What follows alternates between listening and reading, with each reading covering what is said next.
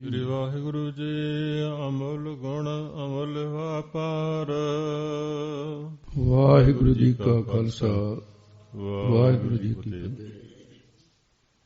ਪਰਮ ਸਤਿਕਾਰਯੋਗ ਗੁਰੂ ਸਰੂਪ ਗੁਰੂ ਖਾਲਸਾ ਸਾਧ ਸੰਗਤ ਜੀ, ਆਪਣੇ ਸਾਰਿਆਂ ਤੇ ਕਲਗੀਧਰ ਪਾਤਸ਼ਾਹ ਨੇ, ਗੁਰੂ ਨਾਨਕ ਸਾਹਿਬ ਮਹਾਰਾਜ ਨੇ, ਅਕਾਲ ਪੁਰਖ ਨੇ, ਗੁਰਤਾ ਗੱਦੀ ਦੇ ਮਾਲਕ ਸ੍ਰੀ ਗੁਰੂ ਗ੍ਰੰਥ ਸਾਹਿਬ ਜੀ ਨੇ ਮਹਾਨ ਬਖਸ਼ਿਸ਼ ਕੀਤੀ ਹੋਈ।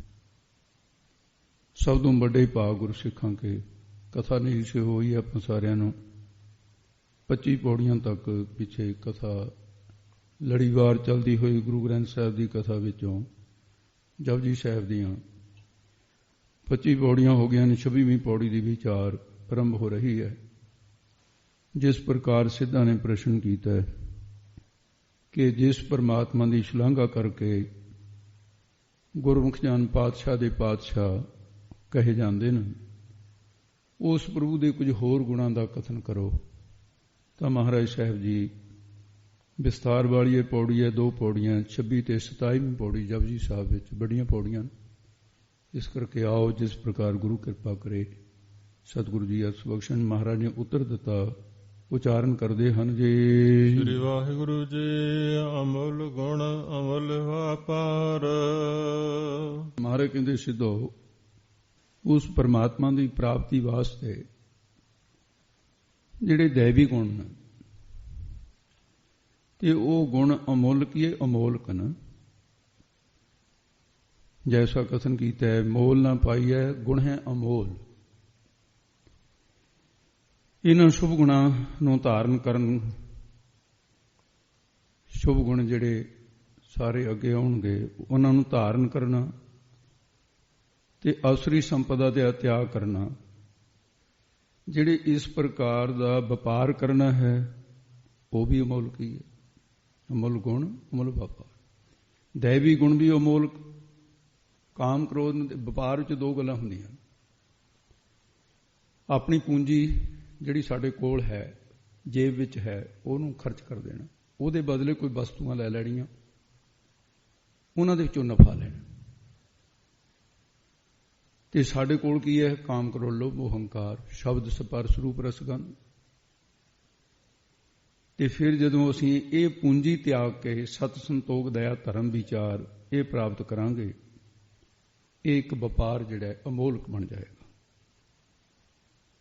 ਇਹਦੇ ਵਿੱਚ ਸਤ ਸੰਤੋਖ ਦਇਆ ਧਰਮ ਵਿਚਾਰ ਸੀਤਲਤਾ ਮੈਤਰੀ ਆਦਿਕ ਜਿਹੜੇ ਗੁਣ ਹਨ, ਤੇ ਚੋਰੀ ਯਾਰੀ ਵਿਵਚਾਰੀ ਇਹ ਤਿਆਗ ਕੇ ਜਿਹੜਾ ਇਸ ਤਰ੍ਹਾਂ ਦਾ ਗੁਰਸਿੱਖ ਵਪਾਰ ਕਰਦੇ ਹੈ, ਮਨੁੱਖ ਕਰਦੇ ਨੇ, ਕਹਿੰਦੇ ਉਹ ਵੀ ਅਮੋਲਕ ਹੀ ਹੈ ਤੇ ਕੋਈ ਮੁੱਲ ਨਹੀਂ ਹੈ ਇਹਨਾਂ ਗੁਣਾਂ ਦਾ। ਅਮੋਲਕ ਵਸਤੂ ਜਿਹੜੀ ਹੈ ਉਹ 3 ਪ੍ਰਕਾਰ ਦੀ ਹੋਇਆ ਕਰਦੀ ਹੈ। ਜਿਹੜੀ ਵਸਤੂ ਬਿਨਾਂ ਮੁੱਲ ਤੋਂ ਹੀ ਮਿਲ ਜਾਏ ਅਮੋਲਕ ਹੋ ਗਈ, ਮੁੱਲ ਨਹੀਂ ਹੈ ਕੋਈ ਵੀ ਉਹਦਾ। ਜਿਹੜੀ ਵਸਤੂ ਨਾ ਵਿਦਿਆ ਕਰਕੇ ਨਾ ਧਨ ਕਰਕੇ ਕਿਸੇ ਪ੍ਰਕਾਰ ਵੀ ਸਾਡੀ ਪਹੁੰਚ ਜਿੱਥੇ ਬੁੱਧ ਵੱਲ ਨਹੀਂ ਹੈ, ਧਨ ਖਰਚ ਕੇ ਵੀ ਨਹੀਂ, ਵਿਦਿਆ ਨਾਲ ਵੀ ਨਹੀਂ ਮਿਲਦੀ, ਬੁੱਧ ਵੱਲ ਨਹੀਂ ਮਿਲਦੀ, 3 ਚੀਜ਼ਾਂ ਕਰਕੇ ਨਹੀਂ ਮਿਲਦੀ, ਤੇ ਉਹਨੂੰ ਕਹਿੰਦੇ ਨੇ ਅਮੋਲਕ। ਤੇ ਤੀਸਰੀ ਅਮੋਲਕ ਵਸਤੂ ਨੂੰ ਕਹਿੰਦੇ ਜੇ ਵਾਹਿਗੁਰੂ ਦੀ ਬਖਸ਼ਿਸ਼ ਨਾਲ ਮਿਲੇ, ਉਹਦਾ ਵੀ ਕੋਈ ਮੁੱਲ ਨਹੀਂ ਹੁੰਦਾ। ਇਹ ਅਮੋਲਕ ਵਸਤੂ ਜਿਹੜੀ 3 ਪ੍ਰਕਾਰ ਦੀ ਹੁੰਦੀ ਹੈ, ਕਹਿੰਦੇ ਸਭ ਕੁਛ ਇਹ ਵਪਾਰ ਵੀ ਅਮੋਲਕ, ਗੁਣ ਵੀ ਅਮੋਲਕ ਹਨ। ਅਮੁੱਲ ਵਪਾਰੀਏ ਅਮੁੱਲ ਭੰਡਾਰ। ਉਹਨਾਂ ਸ਼ੁਭ ਗੁਣਾਂ ਦੇ ਵਪਾਰੀਏ, ਵਪਾਰ ਕਰਨ ਵਾਲੇ ਕੌਣ? ਸੰਤ ਜਨ, ਗੁਰਮੁਖ ਜਨ, ਗੁਰਸਿੱਖ। ਉਹ ਵੀ ਅਮੋਲਕ ਨੇ।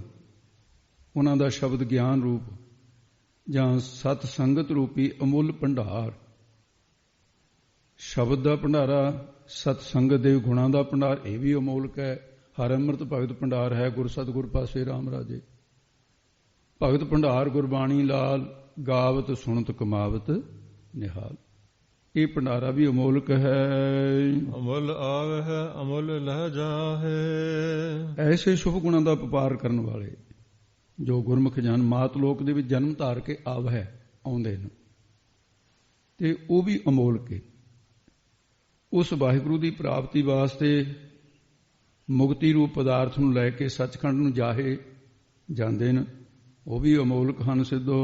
ਅਮੁੱਲ ਭਾਇ ਅਮੁੱਲਾ ਸਮਾਹੇ। ਉਸ ਵਾਹਿਗੁਰੂ ਦੇ ਭਾਏ ਨਾਮ ਪ੍ਰੇਮ ਦਾ ਹੁੰਦਾ ਹੈ। ਪ੍ਰੇਮ ਵੀ ਅਮੋਲਕ ਹੈ, ਇਹਦਾ ਕਿਹੜਾ ਮੁੱਲ ਹੈ ਪ੍ਰੇਮ ਦਾ? ਉਸ ਪ੍ਰੇਮ ਦਾ ਸਮਾਹੇ ਸਮਾਹੜਾ ਨਾ ਹੁੰਦਾ ਹੈ ਆਨੰਦ ਦਾ। ਆਨੰਦ ਹੈ ਜਿਹੜਾ ਉਹ ਵੀ ਅਮੋਲਕ ਹੀ ਹੈ। ਉਸ ਵਾਹਿਗੁਰੂ ਦਾ ਭਾਏ ਭਾਣਾ ਮੰਨਣਾ, ਇਹਦਾ ਵੀ ਕੀ ਮੁੱਲ ਹੈ? ਪਿਆਰਾ ਲੱਗਣਾ ਭਾਣਾ ਅਮੁੱਲ ਅਮੋਲਕ ਹੈ। ਉਸ ਵਿੱਚ ਸਮਾਹੇ ਸਮਾ ਜਾਣਾ, ਅਭੇਦ ਹੋ ਜਾਣਾ, ਇਹਦਾ ਕਿਹੜਾ ਕੋਈ ਮੁੱਲ ਹੈ? ਜੇ ਵਾਹਿਗੁਰੂ ਦੇ ਚ ਲੀਨ ਹੋ ਜਾਣਾ, ਇਹ ਸਭ ਕੋ ਅਮੋਲਕ ਹੈ। ਅਮੁੱਲ ਧਰਮ ਅਮੁੱਲ ਜੀਵਨ। ਤੇ ਉਸ ਦਾ ਸਤਚਿਤ ਆਨੰਦ ਰੂਪ ਧਰਮ ਜਿਹੜਾ ਹੈ, ਜਾਂ ਸਰਵ ਧਰਮ ਹੈ ਸ੍ਰੇਸ਼ਟ ਧਰਮ, ਹਰ ਕੋ ਨਾਮ ਜਪ ਨਿਰਮਲ ਕਰ, ਇਹਦਾ ਵੀ ਕੋਈ ਮੁੱਲ ਨਹੀਂ, ਅਮੋਲਕ ਹੈ। ਉਹਦੀ ਸਤਸੰਗਤ ਰੂਪ ਦੀਵਾਨ, ਦੀਵਾਨ ਦਾ ਅਰਥ ਹੈ ਸਭਾ ਜਾਂ ਉਹਦਾ ਆਸਰਾ, ਇਹ ਵੀ ਅਮੋਲਕ ਹੈ। ਅਮੁੱਲ ਤੁਲ ਅਮੁੱਲ ਪਰਵਾਨ। ਉਸ ਦੀ ਬੁੱਧੀ ਰੂਪ, ਤੁਲ ਨਾਮ ਤੱਕੜੀ ਦਾ ਹੁੰਦਾ ਹੈ, ਉਹ ਵੀ ਅਮੋਲਕ ਹੈ। ਬੁੱਧ ਰੂਪ ਤੱਕੜੀ, ਵਿਚਾਰ ਰੂਪ ਜਾਂ ਸ਼ਾਸਤਰ ਪ੍ਰਮਾਣ ਰੂਪ ਬੱਟੇ, ਇਹ ਵੀ ਅਮੋਲਕ ਹੀ ਅਮੋਲਕ ਨੇ। ਜੋ ਹਉਮੈ ਦਾ ਤਿਆਗ ਕਰਕੇ ਸਤਿਗੁਰੂ ਦਾ ਬਚਨ ਕਮਾਉਣਾ, ਸਤਿਗੁਰੂ ਦਾ ਬਚਨ ਕਮਾ ਕੇ ਭੇਦ ਦੀਆਂ ਬਾਧਕ ਜੁਗਤੀਆਂ ਦੁਆਰਾ, ਅਭੇਦ ਦੀਆਂ ਸਾਧਕ ਜੁਗਤੀਆਂ ਦੁਆਰਾ ਉਹਦਾ ਜਿਹੜਾ ਕਥਨ ਕਰਨਾ, ਇਹ ਵੀ ਤਾਂ ਅਮੋਲਕ ਹੀ ਹੈ। ਜੀਵ ਨੂੰ ਤੋਲਨ ਰੂਪ, ਪਰਖਣ ਰੂਪ ਬੱਟਾ ਵੀ ਅਮੋਲਕ ਹੈ, ਜਿਹੜਾ ਸਤਿਗੁਰੂ ਪਰਖ ਲੈਂਦੇ ਹੈ। ਪਤ ਪਰਵਾਣਾ ਪਿੱਛੇ ਪਾਈਐ ਤਾਂ ਨਾਨਕ ਤੋਲਿਆ ਜਾਪੈ, ਇਹ ਸਭ ਕੁਝ ਸਿੱਧੋ ਅਮੋਲਕ ਹੈ। ਅਮੁੱਲ ਬਖਸ਼ੀਸ ਅਮੁੱਲ ਨੀਸਾਨ। ਤੇ ਉਸ ਵੱਲੋਂ ਗੁਰੂ ਰੂਪ ਹੋ ਕੇ ਕੀਤੀ ਗਈ ਉਪਦੇਸ਼ ਦੀ ਬਖਸ਼ੀਸ਼, ਬਖਸ਼ਿਸ਼, ਇਹ ਗੁਰੂ ਨਾਨਕ ਦੀ ਬਖਸ਼ਿਸ਼ ਨਹੀਂ ਜਿਹੜੀ ਹੁਣ ਬਾਣੀ ਪੜ੍ਹ ਰਹੇ ਹਾਂ, ਕਿਸੇ ਧਰਮ ਕੋਲ ਨਹੀਂ ਹੈ ਐਸੀ ਬਾਣੀ। ਜਾਂ ਬ੍ਰਹਮ ਗਿਆਨ, ਬ੍ਰਹਮ ਵਿਦਿਆ, ਕਲਗੀਧਰ ਪਾਤਸ਼ਾਹ ਨੇ ਦਮਦਮਾ ਸਾਹਿਬ ਬੈਠ ਕੇ ਬ੍ਰਹਮ ਵਿਦਿਆ ਇਹ ਸਾਰੀ ਪੜ੍ਹਾਈ ਪਾਈ। ਦਇਆ ਸਿੰਘ ਸਾਹਿਬ ਨੇ ਬ੍ਰਹਮ ਵਿਦਿਆ ਅਨੰਦਪੁਰ ਸਾਹਿਬ ਮਹਾਰਾਜ ਦੇ ਹੁਕਮ ਵਿੱਚ ਪੜ੍ਹਾਈ, ਜਿੱਥੇ ਕਰਮ ਕਥਾ ਹੈ, ਇਹ ਵੀ ਅਮੋਲਕ ਹੈ। ਮੱਥੇ ਦਾ ਨਿਸ਼ਾਨ ਲੇਖ ਹੈ ਜਿਹੜਾ ਲਿਖਿਆ ਗਿਆ, ਇਹ ਵੀ ਅਮੋਲਕ ਹੈ।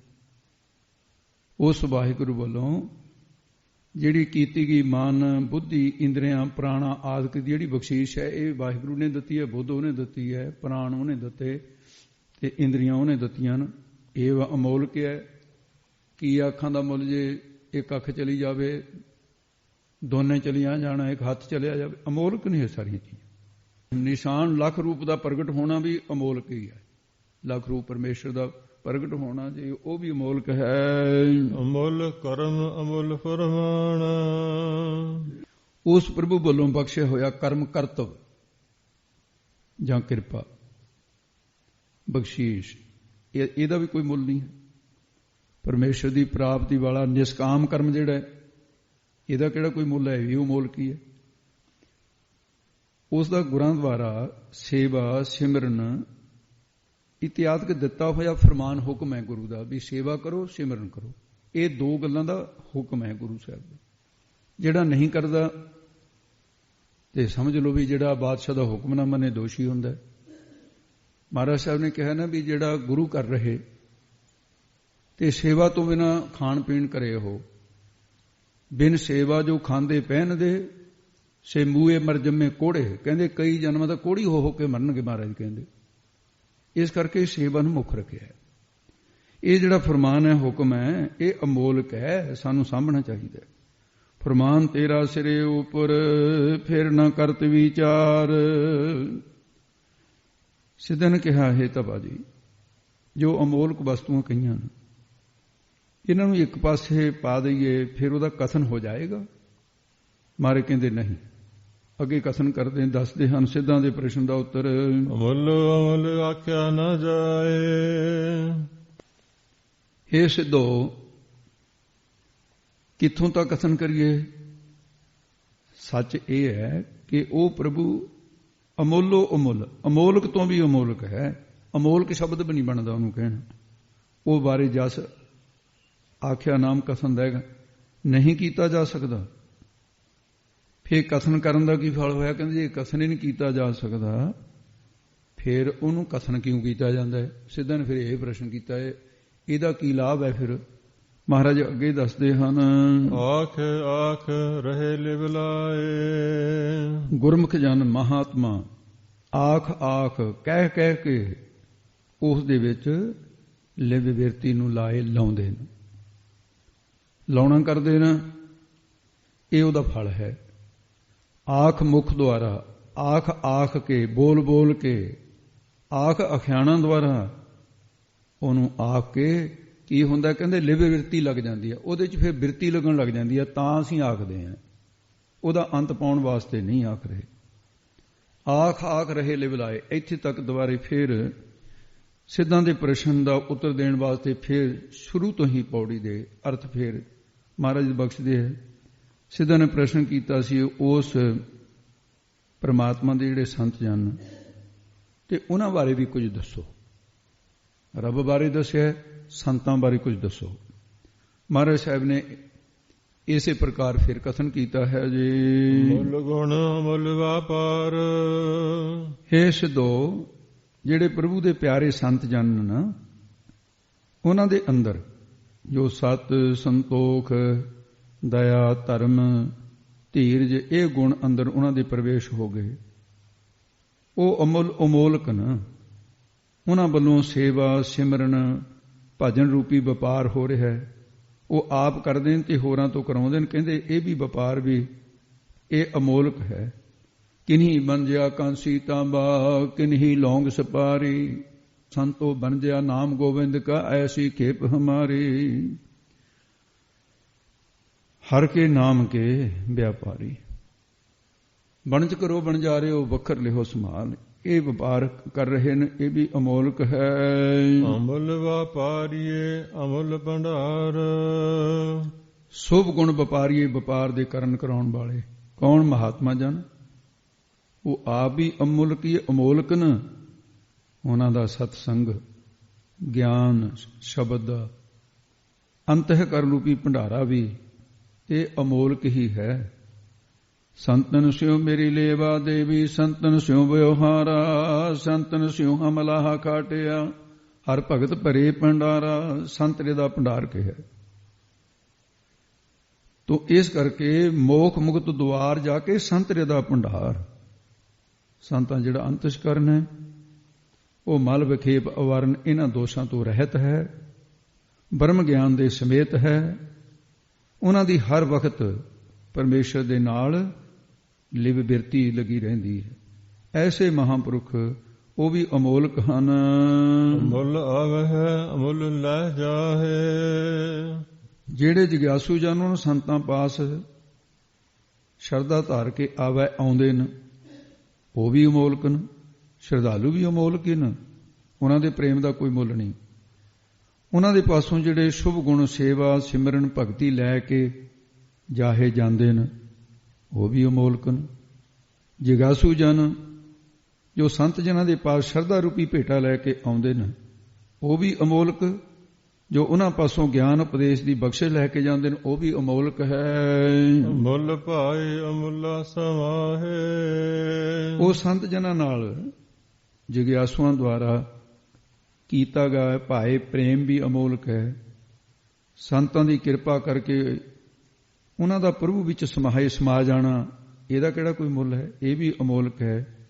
ਸੰਤ ਸਹਾਈ ਰਾਮ ਕੇ ਕਰ ਕਿਰਪਾ ਦੀਆ ਮਿਲਾਏ। ਤੋ ਇਸ ਪ੍ਰਕਾਰ ਜਿਹੜਾ ਹੈ ਨਾ, ਜਿਗਿਆਸੂ ਨੂੰ ਜੋ ਭਾਏ ਸਰੂਪ ਦਾ ਗਿਆਨ ਪ੍ਰਾਪਤ ਹੋਣਾ ਹੈ, ਇਹਦਾ ਕਿਹੜਾ ਕੋਈ ਮੁੱਲ ਹੈ? ਵੀ ਅਮੋਲਕ ਹੀ ਹੈ। ਗਿਆਨ ਦੁਆਰਾ ਉਸ ਵਾਹਿਗੁਰੂ ਦੇ ਸਮਾ ਜਾਣਾ, ਇਹਦਾ ਕੀ ਮੁੱਲ ਹੈ? ਸੰਸਾਰ ਦੀ ਕੋਈ ਕਰੰਸੀ ਦਾ ਮੁੱਲ ਨਹੀਂ ਦੇ ਸਕਦੀ ਜਿਹੜਾ ਵਾਹਿਗੁਰੂ ਵਿੱਚ ਅਭੇਦ ਹੋ ਜਾਣਾ ਹੈ। ਇਹ ਵੀ ਅਮੋਲਕ ਹੈ। ਅਮੁੱਲ ਧਰਮ ਅਮੁੱਲ ਜੀਵਨ। ਤੁਸੀਂ ਸੰਤਾਂ ਬਾਰੇ ਪੁੱਛਿਆ, ਉਹਨਾਂ ਸੰਤਾਂ ਦੁਆਰਾ ਧਾਰਨ ਕੀਤਾ ਹੋਇਆ ਜਿਹੜਾ ਪ੍ਰਭੂ ਉੱਪਰ ਦ੍ਰਿੜ ਵਿਸ਼ਵਾਸ, ਨਿਸ਼ਚਾ ਰੂਪੀ ਧਰਮ, ਇਹ ਵੀ ਧਰਮ ਹੈ, ਇਹ ਵੀ ਅਮੋਲਕ ਹੈ। ਉਹਨਾਂ ਦਾ ਦੀਵਾਨ, ਸੰਤਾਂ ਦਾ ਆਸਰਾ ਵੀ ਅਮੋਲਕ ਹੈ। ਸੰਤਾਂ ਬਿਨ ਮੈਂ ਥਾਂ ਨਾ ਕੋਈ। ਸੰਤਾਂ ਨੇ ਜੋ 10 ਲਿੰਗੀ ਧਰਮ, 10 ਚਿੰਨ੍ਹ ਧਰਮ ਦੇ ਜਿਹੜਾ ਧਾਰਨ ਕੀਤਾ ਹੈ, ਤੇ ਉਹ ਵੀ ਅਮੋਲਕ ਹੈ। ਖਿਮਾ, ਅਹਿੰਸਾ, ਦਇਆ, ਮਿਰਦ, ਸਤ, ਬਚਨ, ਤਪ, ਦਾਨ, ਸੀਲ, ਸੌਚ, ਤ੍ਰਿਸ਼ਨਾ, ਬਿਨਾ, ਧਰਮ, ਲਿੰਗ, 10 ਜਾਨ। ਇਹ ਧਰਮ ਦੇ 10 ਚਿੰਨ੍ਹ। ਤੇ ਖਿਮਾ ਕਰਨੀ, ਮਾਫ ਕਰ ਦੇਣਾ ਕਿਸੇ ਦੇ ਗੁਨਾਹ ਨੂੰ, ਅਹਿੰਸਾ, ਜੀਵ ਹੱਤਿਆ ਨਾ ਕਰਨੀ, ਤਰਸ ਕਰਨਾ, ਮਿੱਠੇ ਬਚਨ ਬੋਲਣੇ, ਸਤ ਬਚਨ ਬੋਲਣਾ, ਮਿਥਿਆ ਨਾ ਬੋਲਣਾ, ਤਪ ਕਰਨਾ, ਦਾਨ ਕਰਨਾ, ਨਿਮਰਤਾ ਰੱਖਣੀ, ਪਵਿੱਤਰਤਾ ਰੱਖਣੀ, ਤ੍ਰਿਸ਼ਨਾ ਤੋਂ ਬਿਨਾਂ ਹੋਣਾ, ਇਹ ਧਰਮ ਦੇ 10 ਚਿੰਨ੍ਹ, ਇਹ ਵੀ ਅਮੋਲਕ। ਤੋ ਇਸ ਕਰਕੇ ਤੇ ਉਹਨਾਂ ਦਾ ਦੀਵਾਨ ਦੀ ਜਵਾਂ ਬਾਣ, ਦੀਵਾਨ ਬਾਣ ਬਾਣੀ ਸੁਭਾਅ, ਇਹ ਵੀ ਅਮੋਲਕ ਹੈ। ਜਿਹੜਾ ਉਪਦੇਸ਼ ਦਿੰਦੇ ਹਨ ਸੰਤ ਜਨ, ਅਮਲ ਤੁਲ ਅਮਲ ਪਰਵਾਨ, ਉਹਨਾਂ ਸੰਤ ਜਨਾਂ ਦੀ ਤੁਲ ਨਾਮ ਇੱਥੇ ਵਿਚਾਰਦਾ, ਇਹ ਵੀ ਅਮੋਲਕ ਹੈ, ਕਿਉਂਕਿ ਉਹ ਬ੍ਰਹਮ ਵਿਗਿਆਨ ਤੋਂ ਬਿਨਾਂ ਤੁਸੀਂ ਬੋਲਦੇ ਨਹੀਂ। ਉਹ ਪ੍ਰਭੂ ਦੇ ਦਰ ਦੇ ਉੱਤੇ ਪ੍ਰਵਾਨ ਹੋਣਾ ਵੀ ਅਮੋਲਕ ਹੈ। ਉਹਨਾਂ ਸੰਤ ਜਨਾਂ ਦੀ ਬੁੱਧੀ ਰੂਪ ਤੁਲ ਤਕੜੀ ਵੀ ਅਮੋਲਕ ਹੈ। ਵਿਚਾਰ ਰੂਪੀ ਪ੍ਰਵਾਨ ਬੱਟਾ ਵੀ ਅਮੋਲਕ ਹੈ। ਨਿਸ਼ਚਾ ਰੂਪੀ ਪ੍ਰਵਾਨ ਬੱਟਾ ਵੀ ਅਮੋਲਕ ਜਾਣਨਾ। ਅਮੁੱਲ ਬਖਸ਼ੀਸ ਅਮੁੱਲ ਨੀਸਾਨ, ਉਹਨਾਂ ਸੰਤ ਜਨਾਂ ਦੀ ਭਾਉ ਭਗਤੀ ਜਿਹੜੀ ਹੈ ਜਾਂ ਗਿਆਨ ਦਾ ਉਪਦੇਸ਼ ਦੀ ਬਖਸ਼ਿਸ਼ ਹੈ, ਕਿ ਅਮੁੱਲ ਤੁਲ ਅਮੁੱਲ ਪ੍ਰਵਾਨ। ਉਹ ਸੰਤ ਜਨਾਂ ਦਾ ਤੁਲ ਕੀ ਵਿਚਾਰ ਵੀ ਅਮੋਲਕ ਹੈ, ਤੇ ਉਹ ਪ੍ਰਭੂ ਦੇ ਦਰ ਤੇ ਪ੍ਰਵਾਨ ਹੋਣਾ ਵੀ ਅਮੋਲਕ ਹੈ। ਉਹਨਾਂ ਸੰਤ ਜਨਾਂ ਦੀ ਬੁੱਧੀ ਰੂਪ ਤੁਲ ਤਕੜੀ ਵੀ ਅਮੋਲਕ ਹੈ, ਉਹਦਾ ਵਿਚਾਰ ਵੀ ਅਮੋਲਕ ਹੈ। ਪ੍ਰਵਾਨ ਬੱਟਾ ਵੀ ਅਮੋਲਕ ਹੈ, ਨਿਸ਼ਚਾ ਰੂਪੀ ਪ੍ਰਵਾਨ ਬੱਟਾ ਵੀ ਅਮੋਲਕ ਹੈ। ਸੋ ਅੱਗੇ ਦੱਸਦੇ ਹਨ ਅਮੁੱਲ ਬਖਸ਼ੀਸ ਅਮੁੱਲ ਨੀਸਾਨ, ਉਹਨਾਂ ਸੰਤਾਂ ਦੀ ਭਾਉ ਭਗਤੀ ਵੀ, ਜਾਣੀ ਗਿਆਨ ਉਪਦੇਸ਼ ਦੀ ਬਖਸ਼ੀਸ਼ ਅਮੁੱਲ ਅਮੋਲਕ ਹੈ। ਉਹਨਾਂ ਦਾ ਨਿਸ਼ਾਨ ਪ੍ਰਗਟ ਹੋਣਾ, ਮੱਥੇ ਦੇ ਮਾੜੇ ਲੇਖਾਂ ਨੂੰ ਮੇਟ ਕੇ ਚੰਗੇ ਬਣਾਉਣਾ, ਇਹ ਵੀ ਅਮੋਲਕ। ਉਹਨਾਂ ਸੰਤ ਜਨਾਂ ਜੋ ਸਰੂਪ ਦੀ ਬਖਸ਼ਿਸ਼ ਹੋਈ ਹੈ, ਉਹ ਵੀ ਅਮੋਲਕ ਹੈ। ਉਹਨਾਂ ਦਾ ਜਸ ਰੂਪੀ ਨਿਸ਼ਾਨ ਝੰਡਾ ਨਗਾਰਾ ਪਰਵਾਨਾ, ਇਹ ਵੀ ਅਮੋਲਕ ਹੈ। ਅਮੁੱਲ ਕਰਮ ਅਮੁੱਲ ਫਰਮਾਨ, ਉਹਨਾਂ ਸੰਤ ਜਨਾਂ ਦਾ ਕਰਮ ਕੀ ਹੈ, ਨਿਸ਼ਕਾਮ ਕਰਮ ਕਰਦੇ ਹੈ, ਕਾਮਨਾ ਨਹੀਂ ਰੱਖਦੇ, ਉਹ ਵੀ ਅਮੋਲਕ ਹੈ। ਜਿਹੜੇ ਕਰਮ ਦੇ ਵਿੱਚ ਕਾਮਨਾ ਹੀ ਕੋਈ ਨਹੀਂ, ਉਹਦਾ ਕੀ ਮੁੱਲ ਹੈ। ਉਹ ਸੰਤ ਜਨ ਸਕਾਮ ਕਰਮ ਛੁਡਾ ਕੇ ਨਿਸ਼ਕਾਮ ਕਰਮ ਦਾ ਫਰਮਾਨ ਹੁਕਮ ਕਰਦੇ ਆ ਜਿਗਿਆਸੂਆਂ ਨੂੰ, ਉਹ ਵੀ ਅਮੋਲਕ ਹੈ। ਉਹਨਾਂ ਸੰਤ ਜਨਾਂ ਨੂੰ ਜੋ ਪ੍ਰਭੂ ਪਰਮੇਸ਼ਰ ਵਾਹਿਗੁਰੂ ਨੇ ਬਖਸ਼ਿਸ਼, ਕਰਮ ਨਾਮ ਬਖਸ਼ਿਸ਼ ਦਾ ਬਖਸ਼ਿਸ਼ ਪ੍ਰਾਪਤ ਹੋਈ ਹੈ ਵਾਹਿਗੁਰੂ ਦੀ, ਉਹ ਵੀ ਅਮੋਲਕ ਹੈ। ਉਹਨਾਂ ਨੇ ਆਪ ਉਸੇ ਪ੍ਰਭੂ ਦਾ ਫਰਮਾਨ ਹੁਕਮ ਕਮਾਇਆ ਹੈ, ਯਾਨੀ ਮੰਨਿਆ ਹੈ, ਉਹ ਵੀ ਅਮੋਲਕ ਹੈ। ਅਮੁੱਲ ਅਮੁੱਲ ਆਖਿਆ ਨਾ ਜਾਏ, ਹੇ ਸਿੱਧੋ ਉਸ ਵਾਹਿਗੁਰੂ ਦੇ ਪਿਆਰੇ ਜਿਹੜੇ ਸੰਤ ਜਨ ਅਮੋਲੋ ਅਮੁੱਲ, ਅਮੋਲਕ ਤੋਂ ਅਮੋਲਕ ਨੇ, ਇੱਕ ਤੋਂ ਇੱਕ ਚੜ੍ਹਦੀਆਂ ਗੁਣਾਂ ਦੇ ਵਿੱਚ। ਉਹਨਾਂ ਦਾ ਜਸ ਗੁਰੂ ਨਾਨਕ ਸਾਹਿਬ ਕਹਿੰਦੇ ਮੇਰੇ ਤੋਂ ਨਹੀਂ ਆਖਿਆ ਜਾਂਦਾ, ਰੱਬ ਦੇ ਜਸ ਵਰਗਾ ਜਸ ਹੈ ਉਹਨਾਂ ਦਾ, ਕਿਹਾ ਨਹੀਂ ਜਾ ਸਕਦਾ, ਕਿਉਂਕਿ ਵੇਦਾਂ ਨੇ ਵੀ ਜਵਾਬ ਦੇ ਦਿੱਤਾ ਹੈ। ਸਾਧ ਕੀ ਮਹਿਮਾ ਵੇਦ ਨਾ ਜਾਣੈ, ਜੇਤਾ ਸੁਣੈ ਤੇਤਾ ਬਖਿਆਨੈ। ਬ੍ਰਹਮਾ ਵਰਗਿਆਂ ਨੇ ਜਵਾਬ ਦਿੱਤਾ, ਮਹਿਮਾ ਨ ਜਾਣੈ ਵੇਦ, ਬ੍ਰਹਮਾ ਨਹੀਂ ਜਾਣੈ ਭੇਦ, ਅਵਤਾਰ ਨ ਜਾਣੈ ਅੰਤ, ਪਰਮੇਸ਼ਰ ਪਾਰ ਬਹਿਮ ਬੇਅੰਤ। ਜਿਵੇਂ ਰੱਬ ਦੀ ਮਹਿਮਾ ਬੇਅੰਤ ਹੈ, ਰੱਬ ਦੇ ਪਿਆਰਿਆਂ ਦੀ ਮਹਿਮਾ ਉੱਡਿਓ ਬੜੀ ਬੇਅੰਤ ਹੈ। ਇਸ ਕਰਕੇ ਸਿੱਧੂ ਕਹੀ ਨਹੀਂ ਜਾਂਦੀ ਹੈ, ਆਖਿਆ ਨਾ ਜਾਏ। ਆਖ ਆਖ ਰਹੇ ਲਿਵ ਲਾਏ, ਉਹ ਸੰਤ ਜਨਾਂ ਜਿਹੜੇ ਵਾਹਿਗੁਰੂ ਦੇ ਪਿਆਰੇ ਨੇ, ਸੰਤ ਜਨ ਵਾਹਿਗੁਰੂ ਦੇ ਨਾਮ ਨੂੰ ਆਖ ਆਖ ਕੇ, ਉਚਾਰ ਉਚਾਰ ਕੇ, ਕਹਿ ਕਹਿ ਕੇ ਉਹਨਾਂ ਦੀ ਲਿਵ ਵਾਹਿਗੁਰੂ ਵਿੱਚ ਲੱਗ ਜਾਂਦੀ ਹੈ, ਲਾ ਰਹੇ ਨੇ ਪਰਮੇਸ਼ਰ ਦੇ ਵਿੱਚ।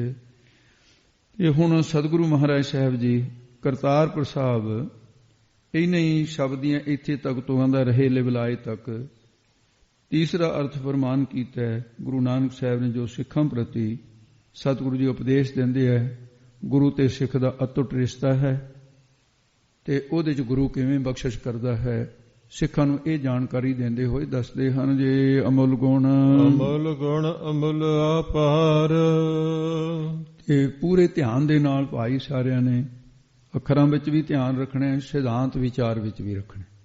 ਅਮੁੱਲ ਗੁਣ ਅਮੁੱਲ ਆਪਾਰ। ਸਤਿਗੁਰੂ ਜੀ ਆਪਣੇ ਗੁਰਸਿੱਖਾਂ ਨੂੰ ਗੁਣ ਨਾਮ ਇੱਥੇ ਗਿਆਨ, ਜਿਹੜੇ ਗਿਆਨ ਬਖਸ਼ ਰਿਹਾ ਸਤਿਗੁਰੂ, ਇਹ ਵੀ ਅਮੁੱਲ, ਇਹਦਾ ਮੁੱਲ ਕੋਈ ਨਹੀਂ। ਜੋ ਗੁਰਸਿੱਖ ਆਪਣਾ ਤਨ ਮਨ ਧਨ ਦੇ ਕੇ ਗੁਰੂ ਜੀ ਦੇ ਕੋਲੋਂ ਇਹ ਅਰਪਣ ਕਰਕੇ ਬ੍ਰਹਮ ਗਿਆਨ ਪ੍ਰਾਪਤ ਕਰਨ ਰੂਪ ਵਪਾਰ ਕਰਦੇ ਹੈ, ਇਹ ਵੀ ਅਮੁੱਲ ਅਮੋਲਕ ਹੀ ਹੈ।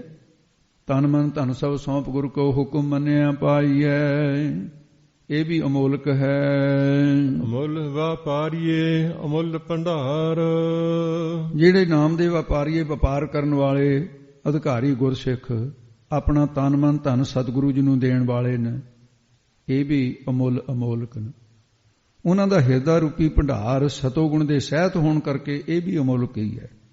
ਸਤਿਗੁਰੂ ਜੀ ਦੇ ਹਿਰਦੇ ਵਿੱਚ ਜਿਹੜਾ ਭੰਡਾਰਾ ਭਰਿਆ ਪਿਆ ਸੁਭ ਗੁਣਾ ਨਾਮ ਦਾ, ਬ੍ਰਹਮ ਗਿਆਨ ਦਾ, ਇਹ ਭਰਿਆ ਹੋਇਆ, ਇਹ ਵੀ ਅਮੋਲਕ ਹੈ। ਨਾਮ ਰੂਪ ਭੰਡਾਰਾ ਵੀ ਅਮੋਲਕ ਹੈ, ਕਿਉਂਕਿ ਫਰਮਾਨ ਕੀਤਾ ਹੈ ਤਿਚਰ ਮੂਲ ਨਾ ਥੋੜੀ ਦੋ ਜਿਚਰ ਆਪ ਕਿਰਪਾਲ। ਸ਼ਬਦ ਅਖੁੱਟ ਬਾਬਾ ਨਾਨਕਾ ਖਾਹੇ ਖਰਚ ਤਨ ਮਾਲ। ਇਹ ਵੀ ਅਮੋਲਕ ਹੈ। ਅਮੁੱਲ ਆਵਹਿ ਅਮੁੱਲ ਲੈ ਜਾਹੇ। ਜੋ ਜਗਿਆਸੂ ਤੇ ਭਾਵੇਂ ਉਹ ਗ੍ਰਸਤ ਜੀਵਨ ਦੇ ਵਿੱਚ ਨੇ ਤੇ ਉਹਨਾਂ ਦਾ ਜੀਵਨ ਗ੍ਰਸਤ ਮਾਰਗ ਦੇ ਵਿੱਚ ਹੈ, ਭਾਵੇਂ ਤਿਆਗ ਮਾਰਗ 'ਚ ਹੈ, ਬੈਰਾਗ ਧਾਰ ਕੇ ਸਤਿਗੁਰੂ ਦੀ ਚਰਨ ਸਰਨ ਆਵਹਿ ਆਉਂਦੇ ਹੈ, ਇਹ ਵੀ ਅਮੁੱਲ ਅਮੋਲਕ ਨੇ। ਸਤਿਗੁਰੂ ਜੀ ਤੋਂ ਸਿੱਖਿਆ ਲੈ ਕੇ ਜਾਣਾ ਆਪਣੇ ਘਰਾਂ ਨੂੰ, ਆਪਣੇ ਟਿਕਾਣਿਆਂ ਨੂੰ, ਇਹ ਵੀ ਅਮੋਲਕ ਹੋ ਗਿਆ। ਅਮੋਲਕ ਵਸਤੂ ਲੈ ਗਏ ਤੇ ਅਮੋਲਕ ਹੀ ਬ੍ਰਹਮ ਗਿਆਨ ਨੂੰ ਲੈ ਕੇ ਗੁਰਸਿੱਖ ਆਪਣੇ ਸਰੂਪ ਵਿੱਚ ਜਾਹੇ ਜਾਂਦੇ ਨੇ। ਸਰੂਪ ਦੀ ਸਿਖਿਆਤਾ ਹੋ ਜਾਂਦੀ ਹੈ। ਜਿਉਂ ਜਲ ਮੇ ਜਲ ਆਏ ਖਟਾਨਾ, ਤਿਉਂ ਜੋਤੀ ਸੰਗ ਜੋਤ ਸਮਾਨਾ। ਇਹ ਅਵਸਥਾ ਮਿਲ ਜਾਂਦੀ ਹੈ ਗੁਰਸਿੱਖਾਂ ਨੂੰ। ਅਮੁੱਲ ਭਾਏ ਅਮੁੱਲਾ ਸਾਹੇ। ਸਤਿਗੁਰੂ ਜੀ ਦੇ ਗੁਰਸਿੱਖਾਂ ਨੂੰ ਜੋ ਭਾਏ ਪ੍ਰੇਮ ਬਖਸ਼ਿਆ ਹੈ, ਸਤਿਗੁਰੂ ਜੀ ਨੇ ਸਿੱਖਾਂ ਨੂੰ ਪ੍ਰੇਮ ਬਖਸ਼ਿਆ, ਪ੍ਰੇਮਾ ਭਗਤੀ ਬਖਸ਼ੀ ਹੈ। ਕੋਈ ਮੁੱਲ ਨਹੀਂ ਹੈ ਇਸ ਦਾ। ਸਤਿਗੁਰੂ ਦੀ ਇਸ ਬਖਸ਼ਿਸ਼ ਦਾ ਜੋ ਉਹਨਾਂ ਨੇ ਸਾਨੂੰ ਪ੍ਰੇਮ ਬਖਸ਼ਿਆ, ਇਹਦਾ ਕੋਈ ਮੁੱਲ ਨਹੀਂ ਹੈ। ਸਾਚ ਕਹੋ ਸੁਣ ਲਿਓ ਸਭੈ ਜਿਨ ਪ੍ਰੇਮ ਕੀਓ ਤਿਨ ਹੀ ਪ੍ਰਭ ਪਾਇਓ। ਸਭ ਕੁਝ ਬਾਰ ਕੇ ਗੁਰਸਿੱਖ ਗੁਰੂ ਦੇ ਦਰਸ਼ਨਾਂ ਨੂੰ ਪਿਆਰੇ ਸਮਝ ਕੇ, ਕੋਈ ਆਣ ਮਿਲਾਵੇ ਮੇਰਾ ਪ੍ਰੀਤਮ ਪਿਆਰਾ, ਹਾਂ ਤਿਸ ਪੈ ਆਪ ਵੇਚ ਆਈ। ਸਭ ਕੁ ਵੇਚਣ ਨੂੰ ਤਿਆਰ ਹੈ ਵੀ ਪਿਆਰਾ ਪ੍ਰੀਤਮ ਮਿਲ ਜਾਏ। ਗੁਰਸਿੱਖਾਂ ਦੇ ਹਿਰਦੇ ਦੇ ਵਿੱਚ ਜੋ ਗਿਆਨ ਦਾ ਭਾਈ ਪ੍ਰਕਾਸ਼ ਹੋ ਗਿਆ, ਉਹ ਵੀ ਅਮੋਲਕ। ਅਮੋਲਕ ਹੀ ਉਹ ਸਮਾਹੇ ਸਮਾ ਜਾਣਾ ਜੋ ਸਤਿਗੁਰੂ ਦੇ ਸਰੂਪ ਦਾ ਸਮਾਹੇ ਸਮਾਹੜਾ ਆਨੰਦ ਪ੍ਰਾਪਤ ਹੋਇਆ ਹੈ। ਇਹ ਆਨੰਦ ਵੀ ਅਮੋਲਕ ਹੈ। ਅਮੁੱਲ ਧਰਮ ਅਮੁੱਲ ਜੀਵਨ। ਸਤਿਗੁਰੂ ਜੀ ਨੇ ਜੋ ਆਪਣੇ ਸਿੱਖਾਂ ਨੂੰ ਧਰਮ ਬਖਸ਼ਿਆ, ਗੁਰੂ ਨਾਨਕ ਦੇ ਘਰ ਦਾ ਧਰਮ ਵੀ ਅਮੋਲਕ ਹੈ। ਤੇ ਗੁਰੂ ਸਾਹਿਬ ਜੀ ਨੇ ਐਸੇ ਧਰਮ ਦੇ ਬਾਰੇ, ਧਰਮ ਦੇ ਵਿੱਚ ਪਰਪੱਕ ਕੀਤਾ। ਨਿਰਮਲ ਪੰਥ ਚਲਾਇਆ ਮਹਾਰਾਜ ਨੇ। ਮਾਰਿਆ ਸਿੱਕਾ ਜਗਤ ਵਿੱਚ ਨਾਨਕ ਨਿਰਮਲ ਪੰਥ ਚਲਾਇਆ। ਇਸ ਨਿਰਮਲ ਪੰਥ ਦੇ ਧਾਰਨੀ ਜਿਹੜੇ ਗੁਰਸਿੱਖ ਹੋਏ ਹੈ, ਉਹਨਾਂ ਦੇ ਬੜੇ ਬੜੇ ਪ੍ਰਸੰਗ ਆਉਂਦੇ ਹੈ। ਉਹਦੇ ਵਿੱਚ ਇੱਕ ਭਾਈ ਸੰਤ ਰਾਮ ਜੀ ਹੋਏ ਹੈ। ਗੁਰੂ ਅਰਜਨ ਦੇਵ ਜੀ ਮਹਾਰਾਜ ਦੇ ਕੋਲ ਇਹ ਕਿਸੇ ਵੇਲੇ ਪਹੁੰਚਿਆ ਸੀ। ਸਤਿਗੁਰੂ ਮਹਾਰਾਜ ਦੇ ਚਰਨਾਂ ਜਾ ਕੇ ਬੇਨਤੀ ਕੀਤੀ, ਸ੍ਰੀ ਅੰਮ੍ਰਿਤਸਰ ਸਾਹਿਬ ਮਹਾਰਾਜ ਕਿਰਪਾ ਕਰੋ, ਜਿੱਥੇ ਹੋਰ ਨੂੰ ਸਿੱਖੀ ਬਖਸ਼ ਦਿਓ, ਦਾਸ ਨੂੰ ਸਿੱਖੀ ਦਾ ਦਾਨ ਦਿਓ। ਮਹਾਰਾਜ ਸਾਹਿਬ ਨੇ ਚਰਨਾਮਤ ਦਿੱਤਾ, ਸਿੱਖ ਬਣਾਇਆ। ਪਿਛਲੇ ਜਨਮਾਂ ਦੀ ਕਮਾਈ ਸੀ ਇਹਦੀ। ਤੇ ਮਹਾਰਾਜ ਨੇ ਜੋ ਨਿਯਮ ਦੱਸੇ, ਅੰਮ੍ਰਿਤ ਵੇਲੇ ਉੱਠਣਾ, ਧਰਮ ਵਿੱਚ ਪੱਕੇ ਰਹਿਣਾ, ਝੂਠ ਨਹੀਂ ਬੋਲਣਾ, ਕਰਕੇ ਖਾਣਾ, ਦੂਸਰੇ ਤੇ ਆਪਣਾ ਭਾਰ ਨਹੀਂ ਪਾਉਣਾ ਹੈ, ਤੇ ਚੁਗਲੀ ਨਹੀਂ ਕਰਨੀ, ਨਿੰਦਿਆ ਨਹੀਂ ਕਰਨੀ, ਸਾਰਿਆਂ 'ਚ ਪਰਮਾਤਮਾ ਨੂੰ ਜਾਣਨਾ, ਇਹਦੇ 'ਚ ਪਰਪੱਕ ਹੋ ਗਿਆ। ਤੇ ਥੋੜੇ ਜਿਹੇ ਸਮੇਂ ਦੇ ਵਿੱਚ ਇਹਦੀ ਅਵਸਥਾ ਚੜ੍ਹ ਗਈ। ਅਵਸਥਾ ਦਾ ਚੜ੍ਹਾਅ ਹੋ ਗਿਆ। ਜਪਜੀ ਸਾਹਿਬ ਕੰਠ ਕਰ ਲਿਆ, ਸੁਖਮਨੀ ਸਾਹਿਬ ਕੰਠ ਕਰ ਲਿਆ। ਇਹ ਬਾਣੀਆਂ ਜ਼ਬਾਨੀ ਕੰਠ ਸੀ ਇਹਦੇ। ਪ੍ਰਲਬਧ ਜਾਗੀ।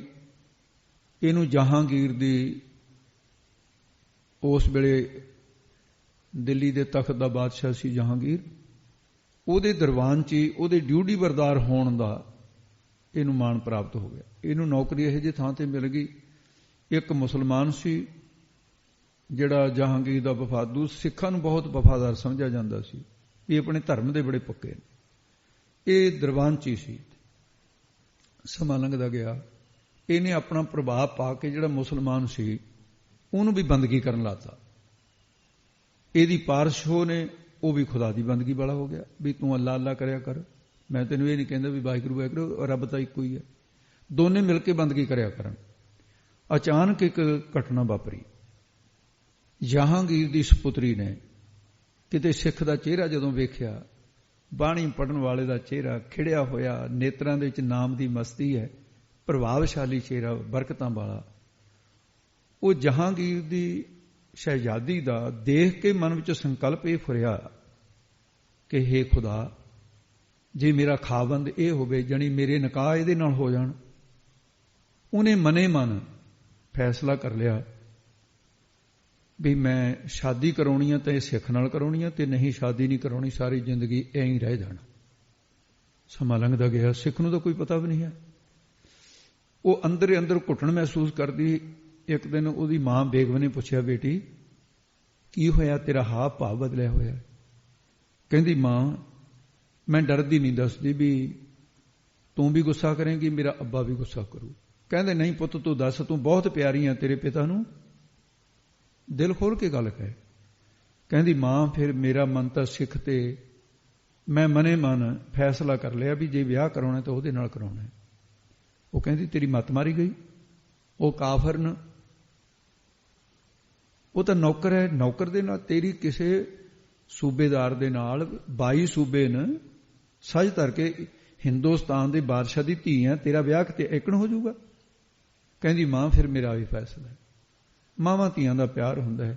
ਕਹਿੰਦੀ, ਚੰਗਾ ਮੈਂ ਸਮਾਂ ਦੇਖ ਕੇ ਗੱਲ ਕਰੂੰਗੀ। ਜਹਾਂਗੀਰ ਆਇਆ, ਕਹਿਣ ਲੱਗੀ ਵੀ ਦੇਖ ਪਾਤਸ਼ਾਹ, ਤੇਰੇ ਕੋਲੋਂ ਕਦੇ ਕੁਝ ਮੰਗਿਆ ਨਹੀਂ, ਮੈਂ ਤੇਰੀ ਅਰਦੰਗਨੀ ਆ, ਵੀ ਆਪਣੀ ਧੀ ਦਾ ਮਨ ਹੋ ਗਿਆ ਸਿੱਖ ਦੇ ਉੱਤੇ, ਭਾਵੇਂ ਤੈਨੂੰ ਲੱਗੇ ਬੁਰੀ ਗੱਲ, ਭਾਵੇਂ ਲੱਗੇ ਚੰਗੀ, ਵੀ ਧੀ ਦਾ ਮਾਮਲਾ ਹੈ, ਵੀ ਉਹਨੇ ਫੈਸਲਾ ਇਹ ਕਰ ਲਿਆ। ਉਹਨੇ ਕਿਹਾ, ਬੇਟੀ ਇਹ ਕਾਫਰ ਦੇ ਉੱਤੇ ਤੇਰਾ ਮਨ ਕਿਵੇਂ ਆਇਆ? ਪਹਿਲਾਂ ਗੁੱਸਾ ਕੀਤਾ ਉਹਨੇ ਕਿਹਾ, ਅੱਬਾ ਮੇਰੀ ਬਸ ਨਹੀਂ ਰਹੀ, ਮੈਂ ਤਾਂ ਫੈਸਲਾ ਕਰ ਲਿਆ, ਬਾਕੀ ਤੂੰ ਸ਼ਹਿਨਸ਼ਾਹ, ਭਾਵੇਂ ਮੇਰਾ ਕਤਲ ਕਰ ਦੇ, ਭਾਵੇਂ ਕੋਈ ਸਜ਼ਾ ਦੇ ਦੇ। ਕਹਿੰਦਾ, ਨਹੀਂ ਪੁੱਤ ਤੂੰ ਮੈਨੂੰ ਬਹੁਤ ਪਿਆਰੀ ਹੈ, ਕੰਮ ਤਾਂ ਨਹੀਂ ਚੰਗਾ ਕੀਤਾ ਜਿਹੜਾ ਤਾਂ ਫੈਸਲਾ ਕੀਤਾ, ਪਰ ਚੰਗਾ ਤੇਰੀ ਖੁਸ਼ੀ ਵਾਸਤੇ ਬਈ ਮੈਂ ਹੁਣ ਉਹਨੂੰ ਕੋਈ ਨਹੀਂ ਮੁਸਲਮਾਨ ਬਣਾ ਲਾਂਗੇ, ਉਹਨੂੰ ਕੱਲ ਨੂੰ ਪਹਿਲਾਂ ਮੁਸਲਮਾਨ ਬਣਾਵਾਂਗੇ, ਕਾਜੀ ਨੂੰ ਬੁਲਾ ਕੇ ਸੁੰਨਤ ਕਰਕੇ ਗਊ ਦਾ ਮਾਸ ਖਿਲਾ ਕੇ, ਫਿਰ ਕਿਸੇ ਸੂਬੇ ਦਾ ਸੂਬੇਦਾਰ ਬਣਾ ਕੇ ਵਿਆਹ ਤੇਰੇ ਸਜਦਾ ਕੇ ਕਰੂੰ, ਉਹਨੂੰ ਸੂਬੇਦਾਰ ਬਣਾ ਦੂੰ ਮੈਂ, ਮੇਰੇ ਹੱਥ 'ਚ ਸਭ ਕੁਝ।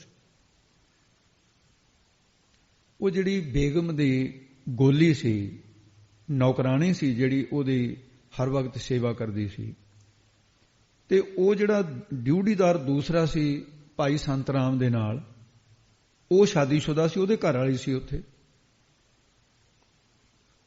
ਤੇ ਉਹਨੇ ਗੱਲ ਸੁਣ ਲਈ ਸਾਰੀ। ਉਹਨੇ ਆਪਣੇ ਪਤੀ ਨੂੰ ਦੱਸੀ ਵੀ ਤੇਰੇ ਨਾਲ ਜਿਹੜਾ ਸਿੱਖ ਨੌਕਰੀ ਕਰਦਾ ਹੈ ਉਹਦੇ ਤਾਂ ਭਾਗ ਜਾ ਗਿਆ ਹੈ, ਕਿ ਆਹ ਕੁਛ ਹੋਇਆ। ਉਹ ਅਗਲੇ ਦਿਨ ਖੁਸ਼ ਹੋਇਆ, ਕਹਿੰਦਾ, ਭਰਾਵਾ ਤੈਨੂੰ ਮੁਬਾਰਕਾਂ ਹੋਣ। ਸਿੱਖ ਕਹਿੰਦਾ, ਕਾਹਦੀਆਂ ਮੁਬਾਰਕਾਂ? ਕਹਿੰਦਾ, ਵੀ ਬਸ ਮੁਬਾਰਕਾਂ ਐਸੀਆਂ ਨੇ, ਪਰ ਤੂੰ ਬਹੁਤ ਵੱਡੇ ਰੁਤਬੇ ਤੇ ਜਾਣ ਵਾਲਾ ਹੈ, ਸਾਡਾ ਗਰੀਬਾਂ ਦਾ ਵੀ ਖਿਆਲ ਰੱਖੀ, ਆਪਾਂ ਇਕੱਠਿਆਂ ਨੇ ਨੌਕਰੀ ਕੀ। ਉਹ ਕਹਿੰਦਾ, ਹੈ ਕੀ? ਦੱਸਦਾ ਸੀ। ਕਹਿੰਦਾ, ਦੱਸਦਾ ਵੀ ਹਿੰਦੁਸਤਾਨ ਦੇ 22 ਸੂਬੇ ਨੇ, ਜਿਹੜਾ ਕੁਝ ਉਹਨਾਂ ਸੂਬਿਆਂ ਨੂੰ ਨਹੀਂ ਮਿਲਿਆ ਤੈਨੂੰ ਮਿਲਣ ਲੱਗਿਆ। ਜਹਾਂਗੀਰ ਦੀ ਲੜਕੀ ਦੇ ਨਾਲ ਤੇਰੇ ਨਿਕਾਹ ਹੋ ਜਾਣੇ ਨੇ, ਤੇ ਕੱਲ ਨੂੰ ਤੈਨੂੰ ਮੁਸਲਮਾਨ ਬਣਾ ਕੇ ਇਹਨਾਂ ਨੇ ਆਪਣੇ ਧਰਮ 'ਚ ਸ਼ਾਮਲ ਕਰ ਲੈਣਾ। ਉਹ ਕਹਿਣ ਲੱਗਾ, ਤੂੰ ਮੁਬਾਰਕਾਂ ਦੇਣਾ?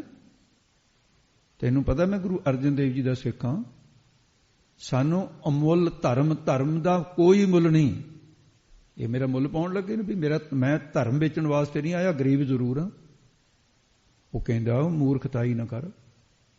ਕਹਿੰਦਾ, ਨਹੀਂ, ਕੰਚਨ ਸਿਉ ਪਾਈਆ ਨਹੀਂ ਤੋਰ, ਆਹ ਫੜ ਰਾਈਫਲ, ਰਾਤ ਨੂੰ ਇਹ ਡਿਊਟੀ ਤੇ ਜਿਉਂ ਭੱਜਾ ਉੱਥੋਂ। ਉਹ ਵਿਚਾਰਾ ਦਿਨੇ ਲੋਕੇ ਰਿਹਾ ਕਰੇ, ਰਾਤ ਨੂੰ ਸਫ਼ਰ ਕਰਿਆ ਕਰੇ, ਦਿਨ ਨੂੰ ਛੁਪੇ ਰਹਿਣਾ। ਕਿੱਥੇ ਪਸ਼ਾਵਰ, ਦਿੱਲੀ ਤੋਂ ਲੈ ਕੇ ਪਸ਼ਾਵਰ ਤੱਕ ਸਫ਼ਰ ਕੋਈ ਥੋੜਾ ਜਿਹਾ ਨਹੀਂ ਹੈ। ਉਧਰ ਜਹਾਂਗੀਰ ਨੂੰ ਇੰਨਾ ਗੁੱਸਾ ਲੱਗਿਆ ਵੀ ਮੇਰੀ ਧੀ ਦਾ ਰਿਸ਼ਤਾ ਠੁਕਰਾਇਆ, ਚੰਦੂ ਦੀ ਲੜਕੀ ਦਾ ਰਿਸ਼ਤਾ ਹੀ ਠੁਕਰਾਇਆ ਸੀ, ਕਿੱਥੇ ਤੱਕ ਕਲੇਸ਼ ਚੜਿਆ। ਉਹਨੇ ਹੁਲੀਆ, ਉਸ ਵੇਲੇ ਹੱਥੀਂ ਫੋਟੋ ਬਣਾਈ ਜਾਂਦੀ ਸੀ ਨੌਕਰਾਂ ਦੀ, ਸਾਰਿਆਂ ਦੀ, ਜਿੰਨੇ ਫੌਜ 'ਚ ਸਿਪਾਹੀ ਹੁੰਦੇ ਸਭ ਦੀਆਂ ਫੋਟੋ ਹੁੰਦੀਆਂ ਸੀ ਤਾਰੀਆਂ ਹੱਥ ਨਾਲ। ਹੁਲੀਆ ਤਾਂ ਹੈ ਹੀ ਸੀ, 22 ਸੂਬਿਆਂ ਕੋਲੋਂ ਭੇਜਤਾ, ਨਾਲ ਹੁਕਮ ਭੇਜਤਾ, ਇਹ ਕਾਫਰ ਮੇਰੀ ਧੀ ਦੇ ਰਿਸ਼ਤੇ ਨੂੰ ਠੁਕਰਾ ਕੇ ਆਇਆ, ਜੇ ਤਾਂ ਰਿਸ਼ਤਾ ਕਬੂਲ ਕਰੇ ਤਾਂ ਪਾਲਕੀ 'ਚ ਬਿਠਾ ਕੇ ਲਿਆਓ, ਕਿਉਂਕਿ ਮੇਰਾ ਜਵਾਈ ਹੈ ਹੁਣ ਇਹ, ਜੇ ਨਾ ਮੰਨੇ ਤਾਂ ਮੇਰਾ ਹੁਕਮ ਹੈ ਕਿ ਇਹਦਾ ਸਿਰ ਵੱਢਿਆ ਹੋਇਆ ਮੇਰੇ ਦਰਬਾਰ 'ਚ ਪੇਸ਼ ਕੀਤਾ ਜਾਏ। ਹੁਣ ਸਿੱਖ ਹੋਰ ਸਾਰੇ ਥਾਵਾਂ ਤੋਂ ਸਾਰ ਸਕਦਾ ਹੈ, ਗੁਰਦੁਆਰੇ ਜਾਣ ਤੋਂ ਹਟ ਨਹੀਂ ਸਕਦਾ। ਉੱਥੇ ਧਰਮਸਾਲ ਸੀ ਪਿਸ਼ਾਵਰ ਵਿੱਚ, ਇਹ ਵਿਚਾਰਾ ਗਿਆ ਉੱਥੇ ਧਰਮਸਾਲ ਦੇ ਵਿੱਚ ਗੁਰਸਿੱਖਾਂ ਦੇ ਦਰਸ਼ਨ ਕਰੂੰ। ਉੱਥੇ CID ਬੈਠੀ ਸੀ, ਗੁਪਤਚਰ, ਉਹਨਾਂ ਨੇ ਹੁਲੀਆ ਦੇਖ ਕੇ ਉੱਥੇ ਦੇ ਸੂਬੇਦਾਰ ਕੋਲ ਖਬਰ ਕੀਤੀ। ਫੌਜ ਆਈ, ਘੇਰ ਲਿਆ, ਫੜ ਲਿਆ, ਬਾਹਰ ਲਿਆ ਕੇ ਉਹਦੇ ਗ੍ਰਿਫਤਾਰ ਕੀਤਾ। ਸੂਬੇਦਾਰ ਕਹਿਣ ਲੱਗਾ, ਜਿਹੜਾ ਪਿਸ਼ਾਵਰ ਦਾ ਸੀ, ਕਹਿੰਦਾ ਸਿੱਖਾ 22 ਸੂਬੇ ਤਰਸਦੇ ਨੇ ਜਿਹੜੇ ਅਹੁਦੇ ਨੂੰ, ਤੇਰੇ ਭਾਗ ਜਾਗਿਆ, ਤੂੰ ਕਿਉਂ ਨਹੀਂ ਕਬੂਲ ਕਰਦਾ? ਆ ਤੇਰੇ ਵਾਸਤੇ ਹੁਕਮ ਹੈ ਕਿ ਪਾਲਕੀ 'ਚ ਬਿਠਾ ਕੇ ਲੈ ਕੇ ਜਾਵਾਂਗੇ। ਜੇ ਗੁਨਾਹ ਆਪਣਾ ਕਬੂਲ ਹੈ, ਤੂੰ ਰਿਸ਼ਤਾ ਜਿਹੜਾ ਨਿਕਾਹ ਕਬੂਲ ਕਰ ਲੈ, ਇਹ ਗੁਨਾਹ ਜਿਹੜਾ ਕੀਤਾ ਮਾਫ ਕਰ ਦੂ ਬਾਦਸ਼ਾਹ। ਉਹ ਕਹਿੰਦਾ ਇਹ ਨਹੀਂ ਹੋ ਸਕਦਾ, ਮੈਨੂੰ ਆਪਣਾ ਧਰਮ ਪਿਆਰਾ ਹੈ, ਨਾ ਮੈਨੂੰ ਜਾਨ ਪਿਆਰੀ ਹੈ, ਨਾ ਮੈਨੂੰ ਇਹ ਵੱਡਾ ਰੁਤਬਾ ਪਿਆਰਾ ਹੈ। ਸਿੱਖ ਕਦੇ ਰੁਤਬਿਆਂ ਤੇ ਵਿਕਦਾ ਨਹੀਂ ਹੁੰਦਾ, ਜਿਹੜਾ ਵਿਕ ਜਾਏ ਉਹ ਸਿੱਖ ਵੀ ਨਹੀਂ ਹੁੰਦਾ। ਮੈਂ ਸਿੱਖ ਹਾਂ, ਸਿੱਖ ਵਿਕਦੇ ਨਹੀਂ, ਜਿਹੜੇ ਵਿਕਦੇ ਨੂੰ ਸਿੱਖ ਨਹੀਂ ਹੁੰਦੇ। ਸਿੱਖੀ ਲਿਬਾਸ ਦੇ ਵਿੱਚ ਪਖੰਡੀ ਲੋਕ ਜਾਂ ਫਿਰ ਦੁਰਾਚਾਰੀ ਲੋਕ ਸਿੱਖੀ ਲਿਬਾਸ ਪਾ ਕੇ ਤੁਰੇ ਫਿਰਦੇ ਆ। ਮੈਂ ਸਿੱਖ ਹਾਂ। ਕਹਿੰਦਾ ਫਿਰ ਮਰਨ ਲਈ ਤਿਆਰ ਹੋ ਜਾ, ਸਾਨੂੰ ਤਾਂ ਅਸੀਂ ਤਾਂ ਹੁਕਮ ਕਮਾਉਣਾ। ਕਹਿੰਦਾ ਮੈਂ ਤਿਆਰ। ਧਰਮ ਦੇ ਵਾਸਤੇ ਮਰਨ ਲਈ ਸਿੱਖ ਸਦਾ ਹੀ ਤਿਆਰ ਹੁੰਦਾ ਹੈ। ਦਰਿਆ ਸੀ ਉੱਥੇ, ਕਹਿੰਦਾ ਵੀ ਕੋਈ ਅੰਤਮ ਖਵਾਸ਼, ਕਹਿੰਦਾ ਹੈਗੀ। ਕੀ ਹੈ? ਕਹਿੰਦੇ ਅੰਤਮ ਖਵਾਸ਼ ਹੀ ਆ ਵੀ ਮੈਨੂੰ ਇਸ਼ਨਾਨ ਕਰਕੇ ਜਪਜੀ ਦਾ ਪਾਠ ਕਰ ਲੈਣ ਦਿਓ, ਇੱਕ ਸੁਖਮਨੀ ਸਾਹਿਬ ਦਾ ਪਾਠ ਕਰੂੰਗਾ ਵੀ ਉਹਨਾਂ ਚਿਰ। ਉਹ ਕਹਿੰਦੇ ਕਾਹਲੀ ਕੋਈ ਨਹੀਂ ਸਾਨੂੰ। ਇਸ਼ਨਾਨ ਕੀਤਾ, ਜਪਜੀ ਪੜਿਆ, ਸੁਖਮਨੀ ਸਾਹਿਬ ਪੜਿਆ। ਜਲਾਦ ਖੜੇ ਨੇ, ਜਲਾਦਾਂ ਨੂੰ ਕਹਿੰਦੇ ਵੀ ਇੱਕ ਕੰਮ ਕਰਿਓ, ਜਦ ਮੈਂ ਅਰਦਾਸ ਕਰਕੇ ਸਿਰ ਨੀਵਾਂ ਕਰੂੰਗਾ ਉਦੋਂ ਨਾ ਕਿਤੇ ਸਿਰ ਵੱਢ ਦਿਓ ਮੇਰਾ। ਉਹ ਮੈਂ ਗੁਰੂ ਨਾਨਕ ਦੇ ਚਰਨਾਂ 'ਚ ਸਿਰ ਝੁਕਾਉਣਾ, ਜਦੋਂ ਅਰਦਾਸ ਕਰਕੇ ਸਿਰ ਉੱਪਰ ਉਠਾਉਣਾ ਫਿਰ ਤੁਸੀਂ ਮੇਰਾ ਸਿਰ ਵੱਢ ਲਿਓ। ਐਸੇ ਹੀ ਕੀਤਾ। ਜਲਾਦਾਂ ਨੇ, ਉਹਦਾ ਸਿਰ ਸੀ ਜਿਸ ਵੇਲੇ ਬਾਣੀ ਪੜ੍ਹ ਕੇ ਅਰਦਾਸ ਕਰਕੇ ਸਿਰ ਤਾਂ ਚੁੱਕਿਆ, ਸਿਰ ਵੱਢਿਆ, ਧਰਤੀ ਤੇ ਜਾ ਪਟਕਿਆ, ਸਿਰ ਨੂੰ ਸੰਭਾਲਿਆ ਤੇ ਬਾਦਸ਼ਾਹ ਦਾ ਹੁਕਮ ਸੀ। ਉਹ ਤਾਂ ਲੈ ਕੇ ਪਿਆਦੇ ਉਧਰ ਤੁਰ ਪਏ ਦਿੱਲੀ ਨੂੰ। ਜਿਹੜੀ ਉਹਦੀ ਲਾਸ਼ ਸੀ ਇਹ ਦਰਿਆ 'ਚ ਰੋੜ ਦਿੱਤੀ। ਜਿਸ ਵੇਲੇ ਦਿੱਲੀ ਪਹੁੰਚਿਆ ਉਹਨੇ ਦਰਬਾਰ ਲਾਇਆ। ਸਿੱਖ ਦਾ ਵੱਢਿਆ ਹੋਇਆ ਸਿਰ ਜਹਾਂਗੀਰ ਦੇ ਦਰਬਾਰ ਵਿੱਚ ਪੇਸ਼ ਹੋਇਆ। ਉਹਨੇ ਦੇਖ ਕੇ ਕਹਿੰਦਾ, ਯਾ ਖੁਦਾ, ਇਹ ਆਪਣੇ ਧਰਮ 'ਚ ਕਿੰਨੇ ਪੱਕੇ ਨੇ ਲੋਕ। ਸਾਰੇ ਦਰਬਾਨਚੀਆਂ ਨੂੰ ਦੱਸਿਆ ਵੀ ਦੇਖੋ ਇਹਨੇ ਮੇਰੀ ਧੀ ਦਾ ਰਿਸ਼ਤਾ ਕਬੂਲ ਨਹੀਂ ਕੀਤਾ, ਸਿਰ ਵਢਾ ਲਿਆ। ਥਾਲੀ 'ਚ ਪਾਇਆ ਹੋਇਆ ਆਪਣੇ ਨੌਕਰ ਨੂੰ ਚੁਕਾ ਕੇ ਮਹਿਲਾਂ ਚਲਿਆ ਗਿਆ। ਮਹਿਲਾਂ ਜਾ ਕੇ ਬੇਗਮ ਨੂੰ ਕਹਿੰਦਾ, ਬੁਲਾ, ਕਹਿੰਦਾ ਮੇਰੀ ਧੀ ਨੂੰ। ਕਹਿੰਦਾ ਬੇਟੀ ਆ ਦੇਖ, ਇਹ ਕਾਫਰ ਲੋਕ ਇਹੋ ਜਿਹੇ ਨੇ, ਮੈਂ ਤੈਨੂੰ ਐਵੇਂ ਨਹੀਂ ਸੀ ਕਹਿੰਦਾ। ਆ ਦੇਖ ਸਿਰ ਵਢਾ ਲਿਆ, ਪਰ ਮੁਸਲਮਾਨ ਬਣਨਾ ਨਹੀਂ ਕਬੂਲ ਨਹੀਂ ਕੀਤਾ। ਉਹ ਕੁੜੀ ਦੇ ਪੈਰਾਂ ਹੇਠ ਤੇ ਜ਼ਮੀਨ ਖਿਸਕ ਗਈ। ਧਰਮੀ ਸੀ, ਅੱਖਾਂ 'ਚ ਪਾਣੀ ਛਮ-ਛਮ ਡਿੱਗੇ। ਕਹਿੰਦਾ ਪੁੱਤ ਰੋਂਦੀ ਕਿਉਂ ਹੈ? ਕਹਿੰਦੀ ਮੇਰਾ ਪਿਆਰ ਵੱਢਿਆ ਗਿਆ, ਮੇਰਾ ਸਿਦਕ ਵੱਢਿਆ ਗਿਆ। ਕਹਿੰਦੀ ਚੱਲ, ਕਹਿੰਦੀ ਸਿੱਖਾ ਤੂੰ ਧੰਨ ਹੈ, ਧਰਮ ਦੀ ਪਾਲਣਾ ਕੀਤੀ। ਮੈਂ ਆਪਣੀ ਚੋਣ ਕੀਤੀ ਸੀ, ਕਿਸੇ ਧਰਮੀ ਦੀ ਚੋਣ ਕੀਤੀ ਸੀ, ਮੈਂ ਗਲਤ ਚੋਣ ਨਹੀਂ ਕੀਤੀ, ਪਰ ਮੈਂ ਹੁਣ ਹੋਰ ਤਾਂ ਕੁਝ ਨਹੀਂ ਕਰ ਸਕਦੀ। ਹੇ ਖੁਦਾ, ਆਪਣੇ ਚਰਨਾਂ 'ਚ ਨਿਵਾਸ ਬਖਸ਼ੀ। ਜਦ ਐ ਕਹਿ ਕੇ ਹੱਥ ਲਾਉਣ ਲੱਗੀ, ਸਵਾ ਗਿੱਠ ਲਿਖਿਆ। ਉਹ ਥਾਲ ਦੇ ਜੋ ਸਵਾ ਗਿੱਠ ਕੱਟੇ ਹੋਏ ਸਿਰ ਨੇ ਛਾਲ ਮਾਰੀ, ਛਲਾਂਗ ਮਾਰੀ। ਜਹਾਂਗੀਰ ਦੇ ਪੈਰਾਂ ਹੇਠ ਤੇ ਜ਼ਮੀਨ ਖਿਸਕ ਗਈ। ਕਹਿੰਦਾ ਹੇ ਖੁਦਾ, ਇਹ ਕੀ ਹੋਇਆ? ਇਹ ਮਰਿਆ ਹੋਇਆਂ ਦੇ 'ਚ ਐਡੀ ਵੱਡੀ ਤਾਕਤ ਹੈ, ਧਰਤੀ ਨਾ ਫਟ ਜਾ ਕਿਤੇ। ਕਹਿੰਦਾ ਬੇਟੀ ਦੇਖ ਲਿਆ, ਇਹਨੇ ਜਿਉਂਦੇ ਨੇ ਤਾਂ ਕੀ ਬੀਤ ਕਰਨਾ, ਇਹ ਤਾਂ ਮਰਿਆ ਹੋਇਆ ਵੀ ਤੇਰਾ ਹੱਥ ਨਹੀਂ ਲੱਗਣ ਦਿੱਤਾ। ਹੜਕੋਨਿਆਂ ਦਾ ਰੋਂਦੀ ਰੋਂਦੀ ਬਾਦਸ਼ਾਹ ਦੀ ਧੀ ਕਹਿਣ ਲੱਗੀ, ਬਾਦਸ਼ਾਹ ਪਿਤਾ, ਤੇਰੀਆਂ ਅੱਖਾਂ ਦੇ ਉੱਤੇ ਸ਼ਰਾ ਦੀ ਪੱਟੀ ਬੰਨੀ ਹੋਈ ਹੈ, ਤੈਨੂੰ ਨਹੀਂ ਦਿਸੇਗਾ, ਮੇਰੀਆਂ ਅੱਖਾਂ ਦੁਆਰਾ ਦੇਖ ਕੀ ਹੈ। ਕਹਿੰਦਾ ਪੁੱਤ ਕੀ ਹੈ? ਉਸ ਵੇਲੇ ਉਹ ਵੀ ਡਰਿਆ ਹੋਇਆ ਸੀ। ਸਹਿਮ ਦਾ ਮਾਹੌਲ ਬਣਿਆ। ਕਹਿੰਦੀ ਗੱਲ ਇਹ ਹੈ ਵੀ ਜਿਉਂਦਿਆਂ ਜਿਉਂਦਿਆਂ ਇਹਨੇ ਮੈਨੂੰ ਕਬੂਲ ਨਹੀਂ ਕੀਤਾ, ਇਹਨੇ ਆਪਣਾ ਧਰਮ ਦੀ ਪਾਲਣਾ ਕੀਤੀ ਹੈ, ਤੇ ਹੁਣ ਮਰੇ ਹੋਏ ਦਾ ਧਰਮ ਜਿਹੜਾ ਖੁਦਾ ਪਾਲ ਰਿਹਾ ਹੈ, ਇਹ ਸ਼ਕਤੀ ਖੁਦਾ ਦੀ ਹੈ। ਇਹ ਸਾਰੀ ਸਾਖੀ 10ਵੇਂ ਗ੍ਰੰਥ 'ਚ ਗੁਰੂ ਗੋਬਿੰਦ ਸਿੰਘ ਸਾਹਿਬ ਦੀ ਲਿਖੀ ਹੈ। ਨਹੀਂ ਤਾਂ ਅਗਲਾ ਕੋਈ ਵੱਡਿਆ ਵਾਸਤੇ ਰੱਖੇ ਜੀ ਕਿਵੇਂ ਟੱਪ। ਅੱਜ ਕੱਲ ਨਾਸਤਿਕਤਾ ਫੈਲੀ ਹੋਈ ਹੈ। ਕਲਗੀਧਰ ਪਾਤਸ਼ਾਹ ਦੇ ਬੋਲ ਨੇ, ਸਵਾ ਗਲਿਸ਼ਟ ਸਿਰ ਉਠਿਓ ਤਉ ਨਾ ਕਬੂਲੀ ਨਾਰ। ਇਸਤਰੀ ਨਹੀਂ ਕਬੂਲੀ, ਸਵਾ ਗਿੱਠ ਜਿਹੜਾ ਸਿਰ ਉਠਿਆ ਹੈ।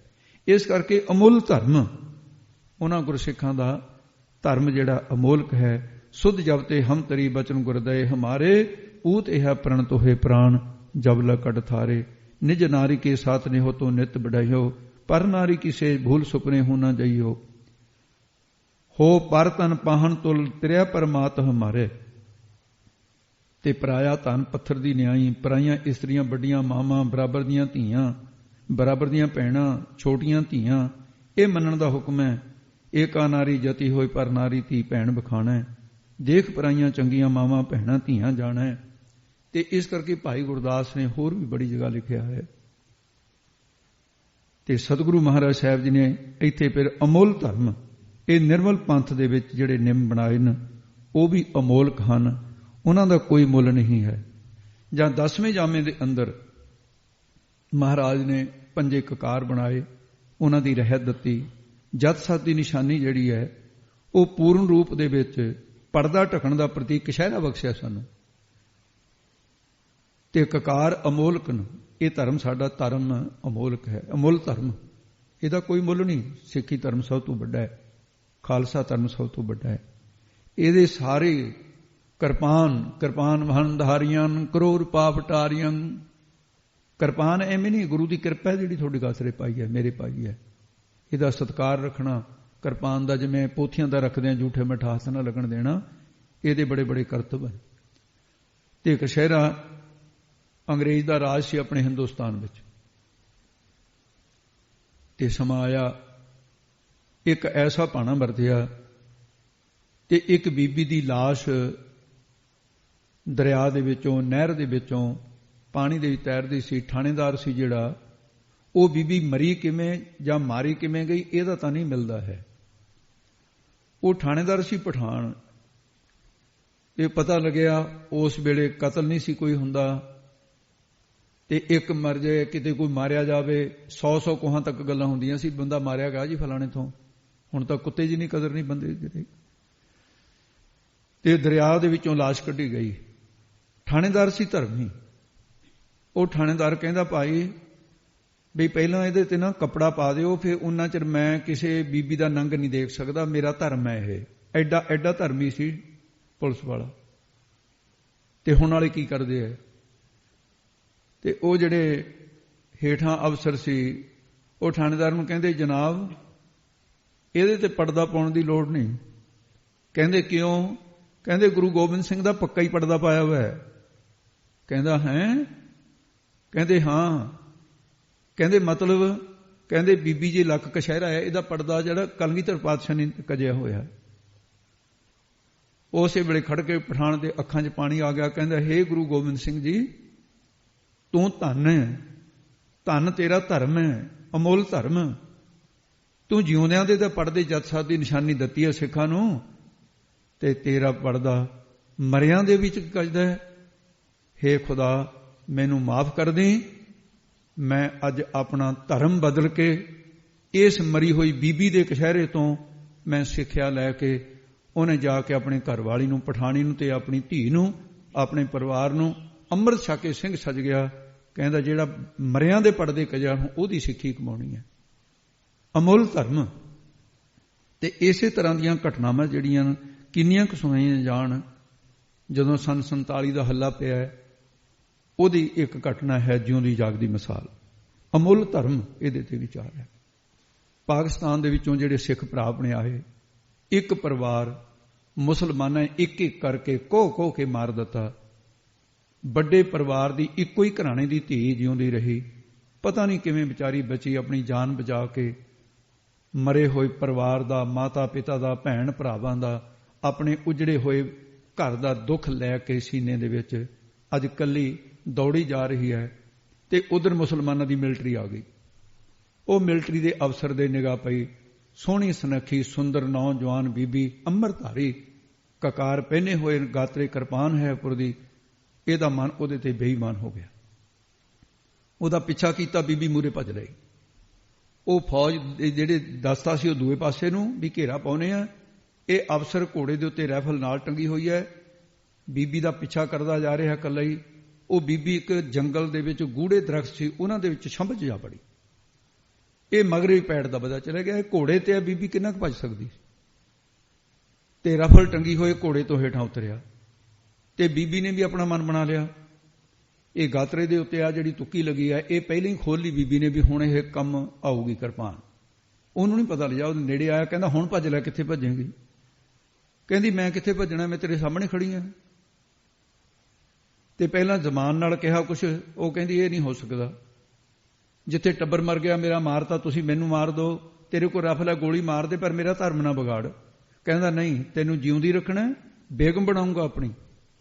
ਉਸੇ ਵੇਲੇ ਕਲਗੀਧਰ ਪਾਤਸ਼ਾਹ ਦਾ ਧਰਿਆ ਧਿਆਨ, ਉਹ ਕਾਮ 'ਚ ਅੰਨਾ ਹੋਇਆ ਸੀ, ਕਿਰਪਾਨ ਕੱਢੀ, ਕਿਰਪਾਨ ਕੱਢ ਕੇ ਐਸੇ ਮਾਰੀ, ਉਹਦਾ ਪੇਟ ਪਾੜ ਕੇ ਰੱਖ ਦਿੱਤਾ ਤੇ ਦਿਲ ਨੂੰ ਟੁੰਬ ਗਈ ਕਿਰਪਾਨ, ਅਲੱਦ ਕੇ ਹੇਠਾਂ ਛੱਡ ਦਿੱਤਾ। ਕਿਰਪਾਨ ਖੂਨ ਨਾਲ ਖਾਪ ਕਰਕੇ ਉਹਦੇ ਕੱਪੜਿਆਂ ਨਾਲ ਗਾਤਰੇ ਪਾਈ। ਧੰਨ ਗੁਰੂ ਗੋਬਿੰਦ ਸਿੰਘ ਮਹਾਰਾਜ, ਧੰਨ ਗੁਰੂ ਗੋਬਿੰਦ ਸਿੰਘ ਤੇਰੇ ਕਕਾਰ ਨੇ ਅਮੁੱਲ ਧਰਮ ਤੇਰਾ, ਅਮੋਲਕ ਧਰਮ ਤੇਰੇ ਕਕਾਰ ਧੰਨ। ਐਡੀ ਫੁਰਤੀ ਕੀਤੀ, ਉਹਦੇ ਮਰੇ ਦੇ ਕੱਪੜੇ ਲਾਹ ਦਿੱਤੇ। ਕੱਪੜੇ ਲਾਹ ਕੇ ਬੀਬੀ ਨੇ ਉਹ ਵਰਦੀ ਪਹਿਨ ਲਈ, ਵਰਦੀ ਪਹਿਨ ਕੇ ਘੋੜੇ ਦੇ ਉੱਤੇ ਚੜ੍ਹ ਗਈ। ਘੋੜੇ ਦੇ ਚੜ੍ਹ ਕੇ ਘੋੜੇ ਨੂੰ ਮਾਰੀ ਅੱਡੀ, ਭਜਾ ਕੇ ਘੋੜਾ ਦੌੜ ਸੱਟ। ਕਲਗੀਧਰ ਪਾਤਸ਼ਾਹ ਨੇ, ਜਿਹੜਾ ਧਰਮ ਦੀ ਪਾਲਣਾ ਕਰਦਾ ਹੈ, ਪਰਮਾਤਮਾ ਉਹਦੀ ਪਾਲਣਾ ਕਰਦਾ ਹੈ। ਉਧਰ ਦੂਸਰੇ ਪਾਸੇ ਵੀ ਜਿਹੜੀ ਹਿੰਦੁਸਤਾਨ ਦੀ ਮਿਲਟਰੀ ਸੀ, ਇਹ ਮਿਲ ਗਈ। ਇਹਨੇ ਜਾ ਕੇ ਉੱਤੇ ਤੇ ਕਿਹਾ ਵੀ ਮੈਂ ਕੋਈ ਗੈਰ ਨਹੀਂ ਹਾਂ, ਔਰ ਮੈਂ ਸਿਪਾਹੀ ਨਹੀਂ, ਮੈਂ ਬੀਬੀ ਹਾਂ, ਆਪਣਾ ਧਰਮ ਬਚਾਉਣ ਵਾਸਤੇ ਆਹ ਕੁਛ ਹੋਇਆ। ਉਹਨਾਂ ਨੇ ਜਕਾਰੇ ਛੱਡੇ, ਅਕਾਲ ਤਖਤ ਸਾਹਿਬ ਤੇ ਲੈ ਕੇ ਆਏ। ਉੱਥੇ ਦੀਵਾਨ ਸੱਜਿਆ ਵੱਡਾ, ਹਰਮੰਦਰ ਸਾਹਿਬ ਮੱਥਾ ਟੇਕਿਆ, ਬੀਬੀ ਨੂੰ ਉੱਥੇ ਸੰਗਤ ਦੇ 'ਚ ਖੜਿਆਂ ਕੀਤਾ, ਔਰ ਉੱਥੇ ਸਾਰੀ ਵਾਰਤਾ ਸੁਣਾਈ। ਕਹਿੰਦੀ ਖਾਲਸਾ ਜੀ, ਆਹ ਗਾਤਰੇ ਵਾਲੀ ਕਿਰਪਾਨ ਨੇ ਮੇਰੀ ਜਾਨ ਵੀ ਬਚਾਈ ਤੇ ਮੇਰਾ ਧਰਮ ਵੀ ਬਚਾਇਆ ਹੈ। ਇਸ ਕਰਕੇ ਖਾਲਸਾ ਧਰਮ ਵਰਗਾ ਕੋਈ ਧਰਮ ਨਹੀਂ, ਮੁੱਲ ਧਰਮ ਹੈ। ਇਸ ਧਰਮ ਦੀ ਕੋਈ ਕਿਸੇ ਤਰ੍ਹਾਂ ਦੀ ਵੀ ਕੋਈ ਮੁੱਲ ਨਹੀਂ ਪਾਇਆ ਜਾ ਸਕਦਾ। ਸੋ ਇਸ ਕਰਕੇ ਅਮੁੱਲ ਦੀਵਾਨ ਸਿੱਖਾਂ ਦੇ ਤਾਂ ਹੀ ਸਤਿਗੁਰੂ ਮਹਾਰਾਜ ਨੇ ਦੀਵਾਨ ਆਸਰਾ ਦਿੱਤਾ ਹੈ। ਹੁਣ ਬੀਬੀ ਨੂੰ ਆਸਰਾ ਹੀ ਦਿੱਤਾ ਨਾ, ਨਿਸ਼ਚਾ ਦਿੱਤਾ ਹੈ, ਆਸਰਾ ਦਿੱਤਾ ਹੈ, ਬਾਣੀ ਦਿੱਤੀ ਹੈ। ਐਸਾ ਫਰਮਾਨ ਹੈ, ਸਿਰ ਉੱਪਰ ਠੰਡਾ ਗੁਰਸੂਰਾ, ਨਾਨਕ ਤਾਕੇ ਕਾਰਜ ਪੂਰਾ। ਤੋ ਇਸ ਕਰਕੇ ਨਿਸ਼ਚਾ ਦਿੱਤਾ ਜਿਹੜਾ ਸਤਿਗੁਰੂ ਨੇ ਲੋਕ ਪਰਲੋਕ ਦੇ ਵਿੱਚ ਜਮ ਤੇ ਰਾਖੈ ਦੇ ਕਰ ਹਾਥ। ਗੁਰਸਿੱਖਾਂ ਜਿਹੜਾ ਤੁਰਿਆ ਪਾਦਾ ਦੀਵਾਨ ਆਸਰਾ ਦਿੱਤਾ ਹੈ, ਇਹ ਵੀ ਅਮੋਲਕ ਹੈ, ਇਹਦਾ ਵੀ ਕੋਈ ਮੁੱਲ ਨਹੀਂ ਹੈ। ਮੁੱਲ ਤੁਲ ਅਮੁੱਲ ਪ੍ਰਵਾਨ। ਆਤਮਾ ਦੀ ਵਿਚਾਰ ਰੂਪ ਤੱਕੜੀ ਜੋ ਸਤਿਗੁਰਾਂ ਨੇ ਸਿੱਖਾਂ ਨੂੰ ਬਖਸ਼ੀ ਹੈ, ਦਿੱਤੀ ਹੈ, ਇਹ ਵੀ ਅਮੋਲਕ ਹੈ। ਇਹਦੇ ਨਾਲ ਅਨਾਤਮਾ ਪਦਾਰਥਾਂ ਨੂੰ ਤਿਆਗਣਾ, ਬਰਮ ਵਿਦਿਆ ਸਹਿਤ ਬੁੱਧੀ ਰੂਪ ਤਰਾਜੂ ਜੋ ਸਤਿਗੁਰਾਂ ਨੇ ਗੁਰਸਿੱਖਾਂ ਨੂੰ ਬਖਸ਼ਿਆ ਹੈ ਤੇ ਦੇਣਾ ਕੀਤਾ ਹੈ। ਅਮੁੱਲ ਪ੍ਰਵਾਨ, ਜਿਹੜਾ ਸਿੱਖਾਂ ਦਾ ਗੁਰੂ ਸਾਹਿਬ ਦੇ ਉੱਤੇ ਦਰ ਦੇ ਉੱਤੇ ਪ੍ਰਵਾਨ ਹੋਣਾ ਹੈ, ਪ੍ਰਵਾਨ ਨਹੀਂ ਕੋ, ਇਹ ਬੱਟਾ ਹੈ ਉਸ ਤੱਕੜੀ ਦਾ, ਇਹ ਵੀ ਅਮੋਲਕ ਹੈ, ਇਹ ਵੀ ਅਮੋਲਕ ਹੀ ਬਖਸ਼ਿਆ। ਅਮੁੱਲ ਬਖਸ਼ੀਸ ਅਮੁੱਲ ਨੀਸਾਨ। ਉਸ ਵਾਹਿਗੁਰੂ ਦੀ ਜਿਹੜੀ ਬ੍ਰਹਮ ਗਿਆਨ ਦੀ ਬਖਸ਼ਿਸ਼ ਹੈ ਗੁਰਸਿੱਖਾਂ ਨੂੰ ਕੀਤੀ ਹੈ, ਇਹ ਵੀ ਕਿਤੋਂ ਮੁੱਲ ਨਹੀਂ ਮਿਲਦੀ। ਇਹ ਬਖਸ਼ਿਸ਼ ਵੀ ਅਮੋਲਕ ਹੈ, ਅਮੁੱਲ ਨੀਸਾਨ। ਜਿਹੜਾ ਸਤਿਗੁਰੂ ਜੀ ਨੇ ਸਰਵ ਵਿਆਪਕ ਪਰਮਾਤਮਾ ਨੂੰ ਹਿਰਦੇ ਵਿੱਚ ਨਿਸ਼ਾਨ ਪ੍ਰਗਟ ਦੇਣਾ, ਪ੍ਰਗਟ ਕਰ ਦੇਣਾ ਗੁਰਸਿੱਖਾਂ ਦੇ, ਇਹ ਵੀ ਅਮੋਲਕ ਹੈ। ਜੋ ਸਤਿਗੁਰਾਂ ਨੇ ਕਿਰਪਾ ਕਰਕੇ ਲੱਖ ਅਰਥ ਰੂਪ ਨੂੰ ਨਿਸ਼ਾਨ ਪ੍ਰਗਟ ਕਰ ਦੇਣਾ, ਇਹ ਵੀ ਅਮੋਲਕ ਹੈ ਜਿਸ ਦਾ ਪ੍ਰਵਾਨ ਕੀਤਾ। ਕਹੋ ਕਬੀਰ ਜੇ ਕਿਰਪਾ ਧਾਰੈ ਦੇ ਸੱਚਾ ਨਿਸ਼ਾਨਾ। ਜੋ ਕੀਰਤਨ ਕਰਨਾ, ਸਿਮਰਨ ਕਰਨਾ, ਭਾਣਾ ਮੰਨਣਾ, ਨਾਮ ਜਪਣਾ ਜਪਾਉਣਾ, ਪ੍ਰੇਮਾ ਭਗਤੀ ਕਰਨੀ, ਸਾਧ ਸੰਗਤ ਕਰਨੀ, ਲਿਵ ਲਾਉਣੀ, ਇਹ ਧਰਮ ਦੇ ਅੰਤਰੀਵ ਨਿਸ਼ਾਨ ਚਿੰਨ੍ਹ ਇਹ ਵੀ ਬੜੇ ਅਮੋਲਕ ਹਨ। ਅਮੁੱਲ ਕਰਮ ਅਮੁੱਲ ਫਰਮਾਨ। ਸਤਿਗੁਰੂ ਜੀ ਜੋ ਸਿੱਖਾਂ ਨੂੰ ਨਾਮ ਜਪਣ ਤੇ ਜਪਾਉਣ ਰੂਪ ਨਿਸ਼ਕਾਮ ਸੇਵਾ ਕਰਨਾ, ਇਸ ਨਿਸ਼ਕਾਮ ਸੇਵਾ ਕਰਨ ਰੂਪ ਕਰਮ ਦੱਸਦੇ ਨੇ, ਇਹਨਾਂ ਦਾ ਵੀ ਕੋਈ ਮੁੱਲ ਨਹੀਂ। ਗੁਰੂ ਜੀ ਨੇ ਸੇਵਾ ਜੋ ਸਿੱਖਾਂ ਨੂੰ ਬਖਸ਼ੀ ਹੈ, ਭਾਈ ਗੁਰਦਾਸ ਨੇ ਇੱਥੋਂ ਤੱਕ ਕਹਿ ਦਿੱਤਾ, ਬਿਨ ਸੇਵਾ ਤਿਰਗ ਹੱਥ ਪੈਰ ਹੋ ਨੇਫਲ ਕਰਨੀ। ਔਰ ਜਿਹੜੇ ਸੇਵਾ ਕਰਦੇ ਨੇ, ਇੰਦਰਪੁਰੀ ਲਖ ਰਾਜ ਨੀਰ ਭਰਾਵਣੀ, ਲਖ ਸੁਰਗ ਸਿਰ ਤਾਜ ਗਲਾ ਪਿਹਾਵਣੀ, ਰਿੱਧ ਸਿੱਧ ਨਿੱਧ ਲਖ ਸਾਜ ਚੁੱਲ ਝੁਕਾਵਣੀ, ਸਾਧ ਗਰੀਬ ਨਵਾਜ ਗਰੀਬੀ ਆਵਣੀ, ਅਨਹਦ ਸ਼ਬਦ ਅਗਾਜ ਬਾਣੀ ਗਾਵਣੀ। ਇਹਦੇ 'ਚ ਸੇਵਾ ਦਾ ਮਹਾਤਮ ਤੇ ਕੀਰਤਨ ਕਰਨ ਦਾ ਮਹਾਤਮ ਕਿਹਾ। ਹੁਣ ਇਹਦੇ ਅਰਥ ਕਰਨ ਦਾ ਸੰਬੰਧ ਵੀ ਆਪਾਂ ਪ੍ਰਮਾਣਾਂ ਦੇ ਵੀ ਅਰਥ ਕਰੀਏ, ਪ੍ਰਮਾਣ ਦਿੱਤਾ ਹੈ। ਤੇ ਅਮੁੱਲ ਕਰਮ ਅਮੁੱਲ ਫਰਮਾਨ। ਸਤਿਗੁਰੂ ਜੀ ਸਿੱਖਾਂ ਨੂੰ ਸੇਵਾ ਸਿਮਰਨ ਦਾ ਫਰਮਾਨ ਬਖਸ਼ਿਆ। ਸਿੱਖੋ ਤੂੰ ਨਿਸਕਾਮ ਸੇਵਾ ਕਰ, ਜਿਹਦੇ ਨਾਲ ਤੇਰੀ ਕਲਿਆਣ ਹੋਏਗੀ। ਇਹ ਵੀ ਅਮੋਲਕ ਹੈ। ਸੇਵਾ ਕਰਤ ਹੋਏ ਨਿਹਕਾਮੀ, ਤਿਸ ਕੋ ਹੋਤ ਪ੍ਰਾਪਤ ਸੁਆਮੀ। ਅੱਗੇ ਦੱਸਦੇ ਨੇ, ਅਮੁੱਲ ਅਮੁੱਲ ਆਖਿਆ ਨਾ ਜਾਏ। ਸਤਿਗੁਰੂ ਹੀ ਕਹਿੰਦੇ ਨੇ, ਉਚਾਰਨ ਕਰਦੇ ਨੇ। ਤੇ ਗੁਰੂ ਸਾਹਿਬ ਜੀ ਦੀ ਬਖਸ਼ਿਸ਼ ਕੀਤਾ ਹੋਇਆ ਜਿਹੜਾ ਨਾਮ ਹੈ, ਵਾਹਿਗੁਰੂ ਸਰੂਪ ਵੀ ਅਮੋਲਕ ਹੈ। ਕੰਚਨ ਸਿਉ ਪਾਈ ਅਨੀ ਨੂੰ ਮਨ ਦੇ ਰਾਮ ਲਿਆ ਹੈ ਮੋਲ। ਸ਼ਕਤੀ ਬਿਰਤੀ ਕਰਕੇ ਉਹ ਕਿਹਾ ਨਹੀਂ ਜਾ ਸਕਦਾ। ਗੁਰੂ ਜੀ ਦਾ ਸਰੂਪ ਇੰਨਾ ਅਮੋਲਕ ਹੈ ਜਿਹਦਾ ਮੁੱਲ ਕੋਈ ਨਹੀਂ, ਕਿਸੇ ਪ੍ਰਕਾਰ ਉਹ ਆਖਿਆ ਨਹੀਂ ਜਾ ਸਕਦਾ। ਤੇ ਇਸ ਕਰਕੇ ਆਖ ਆਖ ਆਖ ਆਖ ਰਹੇ ਲਿਵ ਲਾਏ। ਸਤਿਗੁਰੂ ਜੀ ਦੁਆਰਾ ਦਿੱਤੇ ਹੋਏ ਨਾਮ ਨੂੰ ਗੁਰਸਿੱਖ ਆਖ ਆਖ ਕਹਿ ਕਹਿ ਕੇ ਨਾਮ ਦਾ ਸਿਮਰਨ ਅਭਿਆਸ ਕਰ ਕਰਕੇ ਲਿਵ ਵਿਰਤੀ ਗੁਰੂ ਸਾਹਿਬ ਦੇ ਚਰਨਾਂ ਵਿੱਚ ਜੋੜ ਰਹੇ ਨੇ।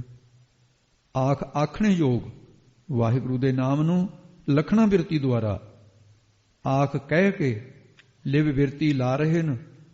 ਤੇ ਪਿੱਛੇ ਲਿਵ ਲਾਉਂਦੇ ਸੀ ਤੇ ਅੱਗੇ ਨੂੰ ਲਿਵ ਲਾਉਂਦੇ ਰਹਿਣਗੇ, ਅੱਗੇ ਵਾਸਤੇ ਵੀ ਲਿਵ ਲਾਉਂਦੇ ਰਹਿਣਗੇ। ਆਖੇ ਵੇਦ ਪਾਠ ਪੁਰਾਣ, ਚਾਰੇ ਵੇਦ 18 ਪੁਰਾਣਾਂ ਦਾ ਪਾਠ ਉਸ ਪ੍ਰਭੂ ਦੇ ਜਸ ਨੂੰ ਆਖਿਆ ਹੈ, ਆਖ ਰਿਹਾ ਹੈ, ਕਹਿ ਰਿਹਾ ਹੈ। ਵੇਦ ਪੁਰਾਣ ਜਾਸ ਗੁਣ ਗਾਵਤ, ਤਾਂ ਕੋ ਨਾਮ ਹੀ ਮੋਹ ਧਰਦੇ। ਪ੍ਰਮਾਣ ਹੈ ਗੁਰੂ ਤੇਗ ਬਹਾਦਰ ਸਾਹਿਬ ਜੀ ਦਾ। ਵੇਦਾਂ ਦੇ ਰਚਣ ਵਾਲੇ ਬ੍ਰਹਮਾ ਜੀ, ਪੁਰਾਣਾਂ ਦੇ ਬਖਤਾ ਵਿਆਸ ਜੀ। ਪਾਠ ਦਾ ਅਰਥ ਹੈ ਵਿਆਕਰਨ, ਵਿਆਕਰਨ ਦੇ ਕਰਤਾ ਪਾਣਿਨੀ ਰਿਸ਼ੀ। ਵੇਦਾਂ ਨੂੰ ਪੜ੍ਹਨ ਵਾਲੇ ਵੇਦ ਪਾਠੀ, ਪੁਰਾਣਾਂ ਨੂੰ ਪੜ੍ਹਨ ਵਾਲੇ ਪੁਰਾਣ ਪਾਠੀ। ਇਹ ਸਾਰੇ ਉਸ ਵਾਹਿਗੁਰੂ ਦੇ ਜਸ ਨੂੰ ਆਖੇ ਆਖ ਰਹੇ ਹਨ। ਆਖੇ ਪੜ੍ਹੇ ਕਰਹਿ ਖਿਆਨ। ਤੇ ਇਹ ਪੜ੍ਹੇ ਹੋਏ, ਇਹਨੂੰ ਪਾਠ ਦੇ ਵਿੱਚ ਕਦੇ ਪੜ੍ਹੇ ਨਾ ਬਣ ਜਾਵੇ, ਭਾਰਾ ਕਰਕੇ ਬੋਲਣਾ। ਆਖੇ ਪੜ੍ਹੇ ਕਰੇ ਹੈ ਵਖਿਆਨ। ਜੇ ਕਹਤਾ ਆਖੇ ਪੜ੍ਹੇ, ਪੜ੍ਹੇ ਨਾ ਪੈਣ ਦਾ ਹੁੰਦਾ। ਇਹਨਾਂ ਨੂੰ ਪੜ੍ਹੇ ਹੋਏ ਕੌਣ? ਵਿਆਸ ਜੀ। ਪੜ੍ਹੇ ਹੋਏ ਕੌਣ? ਵਸਿਸ਼ਠ ਜੀ। ਪੜ੍ਹਿਆ ਹੋਇਆ ਕੌਣ? ਜੈਮਨੀ ਮਨੁਸ਼ੀ। ਇਹਨਾਂ ਵਰਗੇ। ਤੇ ਇਹਨਾਂ ਤੋਂ ਪੜ੍ਹਨ ਵਾਲੇ ਕੌਣ? ਵਿਦਿਆਰਥੀ। ਵਸਿਸ਼ਠ ਜੀ ਦੇ ਰਾਮ ਜੀ ਵਿਦਿਆਰਥੀ ਹੋਏ, ਤੇ ਵਿਆਸ ਜੀ ਦੇ ਜਨਮੇਜਾ ਜੀ ਹੋਏ। ਤੇ ਇਸ ਕਰਕੇ ਇਹ ਸਾਰੇ ਵਿਦਿਆਰਥੀ ਵੀ ਇਹਨਾਂ ਦੇ ਪੜ੍ਹਨੇ ਵਿਖਿਆਨ ਕਰ ਰਹੇ ਨੇ। ਤੇ ਬੜੇ ਬੜੇ ਪੰਡਤ ਸਾਰੇ ਪ੍ਰਭੂ ਦੇ ਜਸ ਨੂੰ ਆਖੇ ਆਖ ਰਹੇ ਨੇ, ਜੋ ਪੁਰਾਣਾਂ 'ਚ ਲਿਖਿਆ। ਵੇਦ ਪੁਰਾਣ ਅਨੇਕਾਂ ਧਰਮ ਗ੍ਰੰਥ ਨੂੰ ਪੜ੍ਹ ਕੇ ਵਿਖਿਆਨ ਕਰਨ ਵਾਲੇ, ਕਥਾਵਾਚਕ ਪੜ੍ਹਨ ਵਾਲੇ ਪੰਡਤ ਲੋਕ, ਵਿਦਵਾਨ, ਉਹ ਸਾਰੇ ਪ੍ਰਵਕਤਾ ਜਨ, ਉਹ ਸਾਰੇ ਨਾਮ ਨੂੰ ਆਖੇ ਆਖ ਰਹੇ ਹਨ। ਆਖੇ ਬਰਮੇ ਆਖੇ ਇੰਦ। ਤੇ ਇਸ ਨੂੰ ਵੀ ਬਰਮੇ ਪਾਠ ਉਚਾਰ ਕਰਨਾ, ਬਰਮੇ ਨਾ ਬਣ ਜਾਵੇ।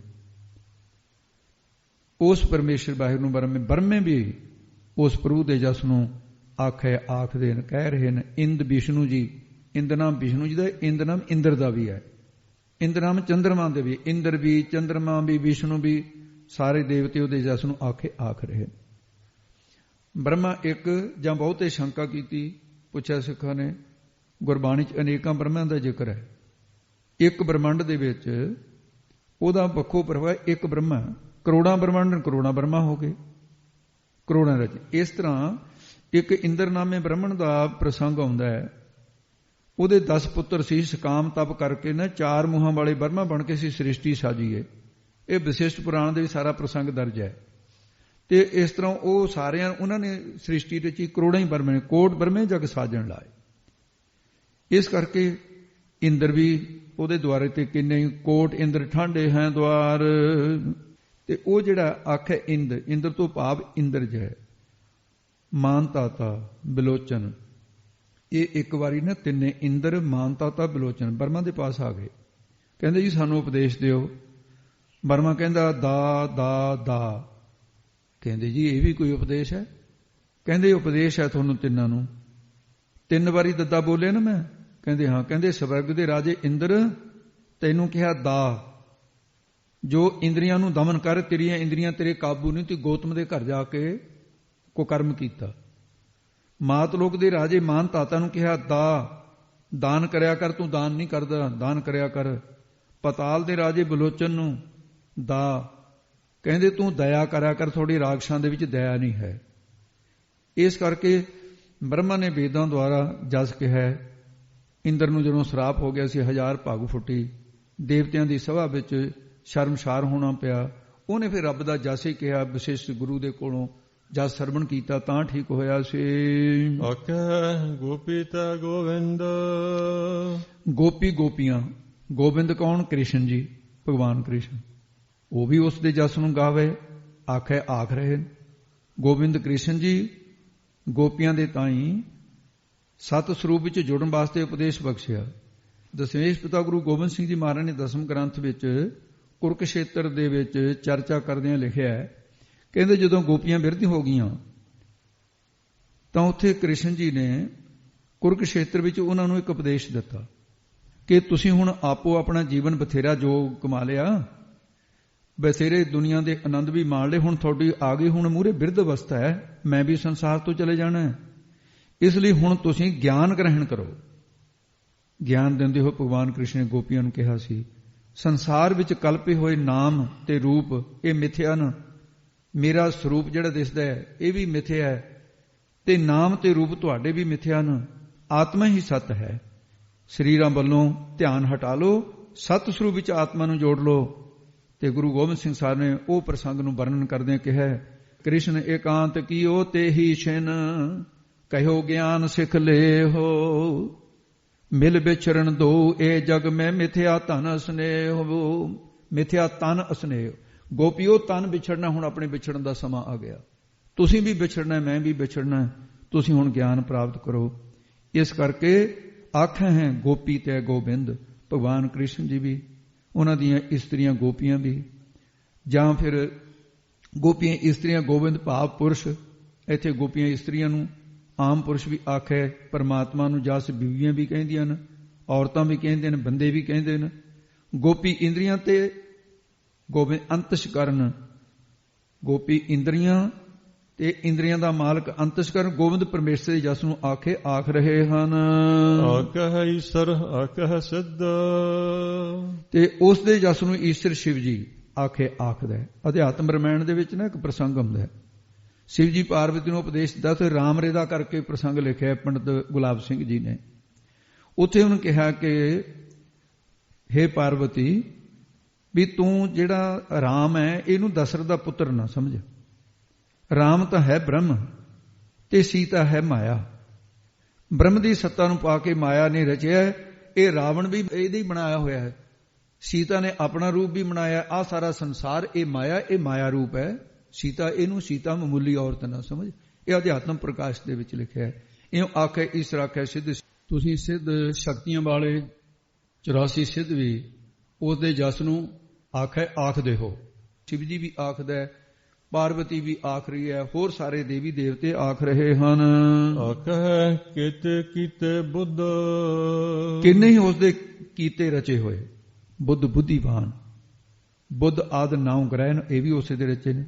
ਜਾਂ ਬੁੱਧ ਅਵਤਾਰ, ਉਹ ਵੀ ਉਹਦੇ ਜਸ ਨੂੰ ਆਖੇ ਆਖ ਰਿਹਾ ਹੈ, ਕਹਿ ਰਿਹਾ ਹੈ। ਕਿੰਨੇ ਹੀ ਜਿਨ੍ਹਾਂ ਨੂੰ ਸਤਿਗੁਰਾਂ ਨੇ ਬੁੱਧ ਬੋਧ ਗਿਆਨ ਪ੍ਰਦਾਨ ਕੀਤਾ, ਉਹ ਗਿਆਨੀ ਪੁਰਸ਼ ਵੀ ਵਾਹਿਗੁਰੂ ਬਾਬਾ ਬੁੱਢਾ ਸਾਹਿਬ ਵਰਗੇ, ਭਾਈ ਗੁਰਦਾਸ ਵਰਗੇ ਸਾਰੇ ਆਖ ਰਹੇ ਹਨ। ਤੋ ਇਸ ਪ੍ਰਕਾਰ ਕਥਨ ਕਰਦੇ ਹਨ ਜੀ। ਆਖਹਿ ਦਾਨਵ ਆਖਹਿ ਦੇਵ, ਉਸ ਵਾਹਿਗੁਰੂ ਦੇ ਜਸ ਨੂੰ ਦਾਨਵ ਦੈਤ, ਦੇਵਲੂਤ ਵਰਗੇ, ਪ੍ਰਹਲਾਦ ਵਰਗੇ, ਭੀਖਣ ਵਰਗੇ ਦੇਤਾਂ ਦੀ ਕੁਲਚੇ ਸੀ ਇਹ। ਇਸ ਕਰਕੇ ਆਖਦੇ ਇੰਦਰ ਵਰਗੇ 33 ਕਰੋੜ ਦੇਵਤੇ ਆਖ ਰਹੇ ਨੇ। ਉਸ ਵਾਹਿਗੁਰੂ ਦੇ ਜਸ ਨੂੰ ਕੌਣ ਕੌਣ ਨਹੀਂ ਕਹਿ ਰਿਹਾ, ਸਾਰੇ ਕਹਿ ਰਹੇ ਹਨ। ਦਾਨਵ ਦੈਤ ਪ੍ਰਵਿਰਤੀ ਵਾਲੇ ਲੋਕ ਵੀ ਆਖ ਰਹੇ ਨੇ, ਤੇ ਆਪਣੇ ਆਖਣ ਕਰਕੇ ਦੇਵ ਦੇਵੀ ਸੰਪਦਾ ਵਾਲੇ ਵੀ, ਆਸਰੀ ਸੰਪਦਾ ਵਾਲੇ ਸਾਰੇ ਕਹਿ ਰਹੇ ਹਨ। ਆਖਹਿ ਸੁਰ ਨਰ ਮਨ ਜਨ ਦੇ ਸੇਵ, ਸੁਰ ਨਰ, ਇਹਦਾ ਭਾਈ ਨਰ ਦੇ ਉੱਤੇ ਵਿਸਰਾਮ ਧਿਆਨ ਰੱਖਣਾ ਹੈ। ਹੁਣ ਤਾਂ ਸੌਖਾ ਹੀ ਹੈ ਵਿਸਰਾਮ। ਆਖੇ ਸੁਰ ਨਰ, ਇੱਥੇ ਵਿਸਰਾਮ ਕੇ ਮਨ ਜਨ ਸੇਵ ਅੱਗੇ ਲੈ ਜਾਣੀ ਪੰਕਤੀ। ਉਸ ਵਾਹਿਗੁਰੂ ਦੇ ਜਸ ਨੂੰ ਸੁਰ ਦੇਵਤੇ ਜੋ ਪੁੰਨ ਕਰਮ ਕਰਕੇ ਬਣੇ, ਸੁਰ ਸ੍ਰੇਸ਼ਟ ਨਰ ਪੁਰਸ਼, ਮਨ ਰੀਖੀ ਮੰਨਣਸ਼ੀਲ ਮਹਾਤਮਾ, ਜਨ ਭਗਤ ਜਨ, ਸੇਵ ਸੇਵਾ ਕਰਨ ਵਾਲੇ ਸੇਵਕ, ਜਾਂ ਸ਼ੈਵੀ ਮਤ ਵਾਲੇ ਸਾਰੇ ਆਖ ਰਹੇ ਨੇ। ਆਖੇ ਕੀ ਆਖ ਰਹੇ ਹਨ। ਕੀਤੇ ਆਖਹਿ ਆਖਣ ਪਾਹੇ, ਕੀਤੇ ਕਿੰਨੇ ਹੀ ਲੋਕ ਉਸ ਵਾਹਿਗੁਰੂ ਪਰਮਾਤਮਾ ਨੂੰ ਵਰਤਮਾਨ ਸਮੇਂ ਵਿੱਚ ਆਖੇ ਆਖ ਰਹੇ ਨੇ, ਕਹਿ ਰਹੇ ਨੇ, ਜਸ ਕਰਦੇ ਨੇ। ਕਿੰਨੇ ਅੱਗੇ ਭਵਿੱਖ ਕਾਲ ਵਿੱਚ ਆਖਣ ਪਾਹੇ, ਆਖਣਾ ਪਾਉਣਗੇ, ਭਾਵ ਜਸ ਕਰਨਗੇ ਆਉਣ ਵਾਲੇ ਸਮੇਂ 'ਚ ਵੀ। ਇਹ ਚੱਲਦਾ ਰਹੂਗਾ ਸਿਲਸਿਲਾ। ਆਖਣ ਪਾਹੇ, ਆਖਣ ਨੂੰ ਪੈਂਦੇ ਨੇ, ਆਖਣ ਕਹਿਣ ਦਾ ਯਤਨ ਕਰਦੇ ਹਨ। ਕਿਤੇ ਕਹਿ ਕਹਿ ਉੱਠ ਉੱਠ ਜਾਹੇ, ਕਿੰਨੇ ਉਹ ਵਾਹਿਗੁਰੂ ਦੇ ਜਸ ਨੂੰ ਕਹਿ ਕਹਿ, ਆਖ ਆਖ ਕੇ, ਉੱਠ ਉੱਠ, ਉੱਠ ਉੱਠ ਕੇ ਤੁਰੇ ਜਾ ਰਹੇ ਨੇ, ਭਾਵ ਸੰਸਾਰ ਤੋਂ ਕੂਚ ਕਰ ਰਹੇ ਨੇ। ਕਿਤੇ ਕਿਤਨੇ ਹੀ ਗੁਰਮੁਖ ਉਹ ਇਹ ਕਹਿ ਕੇ, ਉਸ ਜਸ ਨੂੰ ਕਹਿ ਕਹਿ ਕੇ ਸੰਸਾਰ ਵੱਲੋਂ ਉੱਠ ਉੱਠ ਕੇ, ਭਾਵ ਸੰਸਾਰ ਵੱਲੋਂ ਉੱਠਣਾ ਕੀ ਹੈ, ਦੇਹ ਅਭਿਮਾਨ ਨੂੰ ਅਧਿਆਸ ਵੱਲੋਂ ਉੱਠ ਕੇ, ਉੱਪਰ ਉੱਠ ਕੇ ਸਮਾਧੀ ਵਿੱਚ, ਤੁਰਿਆ ਪਦ ਵਿੱਚ ਜਾਹੇ ਜਾ ਬੈਠਦੇ ਨੇ। ਤੁਰਿਆ ਪਦ ਸੰਸਾਰ ਵੱਲੋਂ ਉੱਠ ਕੇ ਤੁਰਿਆ ਪਦ ਦੇ ਵਿੱਚ ਉਹ ਇਸਤਤ ਹੋ ਗਏ ਹਨ। ਇਤੇ ਕੀਤੇ ਹੋਰ ਕਰੇ ਹੈ, ਉਸ ਵਾਹਿਗੁਰੂ ਨੇ ਇਹ ਜਿੰਨੇ ਪੈਦਾ ਕੀਤੇ ਨੇ, ਇਤੇ ਇਤਨੇ ਪੈਦਾ ਕੀਤੇ ਨੇ। ਜੇਕਰ ਇਤਨੇ ਹੀ ਹੋਰ ਪੈਦਾ ਕਰ ਦੇਵੇ ਤਾਂ ਵੀ, ਤਾਂ ਆਖ ਨ ਸਕਹਿ ਕੀ ਕੇ, ਤਾਂ ਵੀ ਕੇਈ ਦਾ ਅਰਥ ਕੋਈ, ਕੇ ਕਿਸੇ ਪ੍ਰਕਾਰ ਵੀ ਉਸ ਪ੍ਰਭੂ ਦੇ ਜਸ ਸਰੂਪ ਨੂੰ ਪੂਰਨ ਰੂਪ ਦੇ ਵਿੱਚ ਆਖ ਕਹਿ ਨਾ ਸਕੇ, ਕਹਿ ਨਹੀਂ ਸਕਦੇ। ਇਤਨੇ ਕਥਨ ਕੀਤੇ ਨੇ, ਉਹ ਸਾਰੇ ਉਸ ਪ੍ਰਭੂ ਦੀ ਲਖਣਾ ਬਿਰਤੀ ਦੁਆਰਾ ਕਥਨ ਕਰਦੇ ਨੇ। ਹੋਰ ਕਰੇ, ਕਿਤਨੇ ਹੋਰ ਕਰਨਗੇ, ਲਖਣਾ ਬਿਰਤੀ ਦੁਆਰਾ ਹੀ ਕਰਨਗੇ। ਆਖ ਨਾ ਸਕੇ ਕਈ ਕੇ, ਜੇ ਕਹੋ ਕਿ ਸ਼ਕਤੀ ਬਿਰਤੀ ਦੁਆਰਾ ਕੋਈ ਕਹਿ ਸਕੇਗਾ ਤਾਂ ਕਿਸੇ ਤਰ੍ਹਾਂ ਵੀ ਨਾ ਕੋਈ ਕਹਿ ਸਕਿਆ ਪਿੱਛੇ ਤੇ ਨਾ ਕੋਈ ਕਹਿ ਸਕੇਗਾ ਅੱਗੇ ਨੂੰ। ਵਰਤਮਾਨ ਸਮੇਂ ਦੇ ਅੰਦਰ ਵੀ ਕੋਈ ਕਹਿ ਨਹੀਂ ਸਕੂਗਾ। ਭੂਤ ਕਾਲ ਭਵਿੱਖ ਕਾਲ ਪਿੰਨੇ ਵਰਤਮਾਨਾਂ ਸੇ ਅੰਦਰ ਕੋਈ ਨਹੀਂ ਕਹਿ ਸਕੇਗਾ। ਜੇ ਵੱਡ ਭਾਵੈ ਤੇ ਵੱਡ ਹੋਏ, ਉਹ ਪ੍ਰਭੂ ਨੂੰ ਜੇ ਵੱਡ ਜਿੱਡਾ ਵੱਡਾ ਹੋਣਾ ਭਾਵੇ ਪਾਉਂਦਾ ਹੈ ਵੀ ਮੈਂ ਐਡਾ ਵੱਡਾ ਵਿਸਥਾਰ ਕਰਨਾ, ਕਰ ਲੈਂਦਾ। ਉਹਨੂੰ ਕੀ ਔਖਾ ਹੈ? ਇਹ ਤਾਂ ਰਿੱਧੀਆਂ ਸਿੱਧੀਆਂ ਵਾਲੇ ਉਹ ਵੀ ਕਰ ਲੈਂਦੇ ਆ। ਉਹ ਤੇਵੜ ਉੱਚਾ ਉਨਾ ਹੀ ਵੱਡਾ ਹੋ ਜਾਂਦਾ ਹੈ। ਜੇਵੜ ਭਾਵੈ ਤੇਵੜ ਹੋਏ, ਉੱਡਾ ਵੱਡਾ ਹੋ ਜਾਂਦਾ ਹੈ। ਤੇ ਉਹ ਪ੍ਰਸੰਗ ਆਉਂਦਾ ਭਾਈ ਪਰਮ ਸਿੰਘ ਧਰਮ ਸਿੰਘ, ਇਹ ਗੁਰੂ ਕਲਗੀਧਰ ਪਾਤਸ਼ਾਹ ਨੂੰ ਜਦੋਂ ਮਾਲਵੇ ਜੀ ਮਾਰੇ ਮਿਲਣ ਵਾਸਤੇ ਆਉਂਦੇ, ਰਸਤੇ ਵਿੱਚ ਸਿੱਖ ਮਿਲ ਗਏ। ਪਰਮ ਸਿੰਘ ਧਰਮ ਸਿੰਘ ਇਹ ਸਿੱਖ ਤੁਰੇ ਜਾਂਦੇ ਨੇ, ਇੱਕ ਪਿੱਛੋਂ ਸਿੰਘ ਆਉਂਦਾ ਹੈ।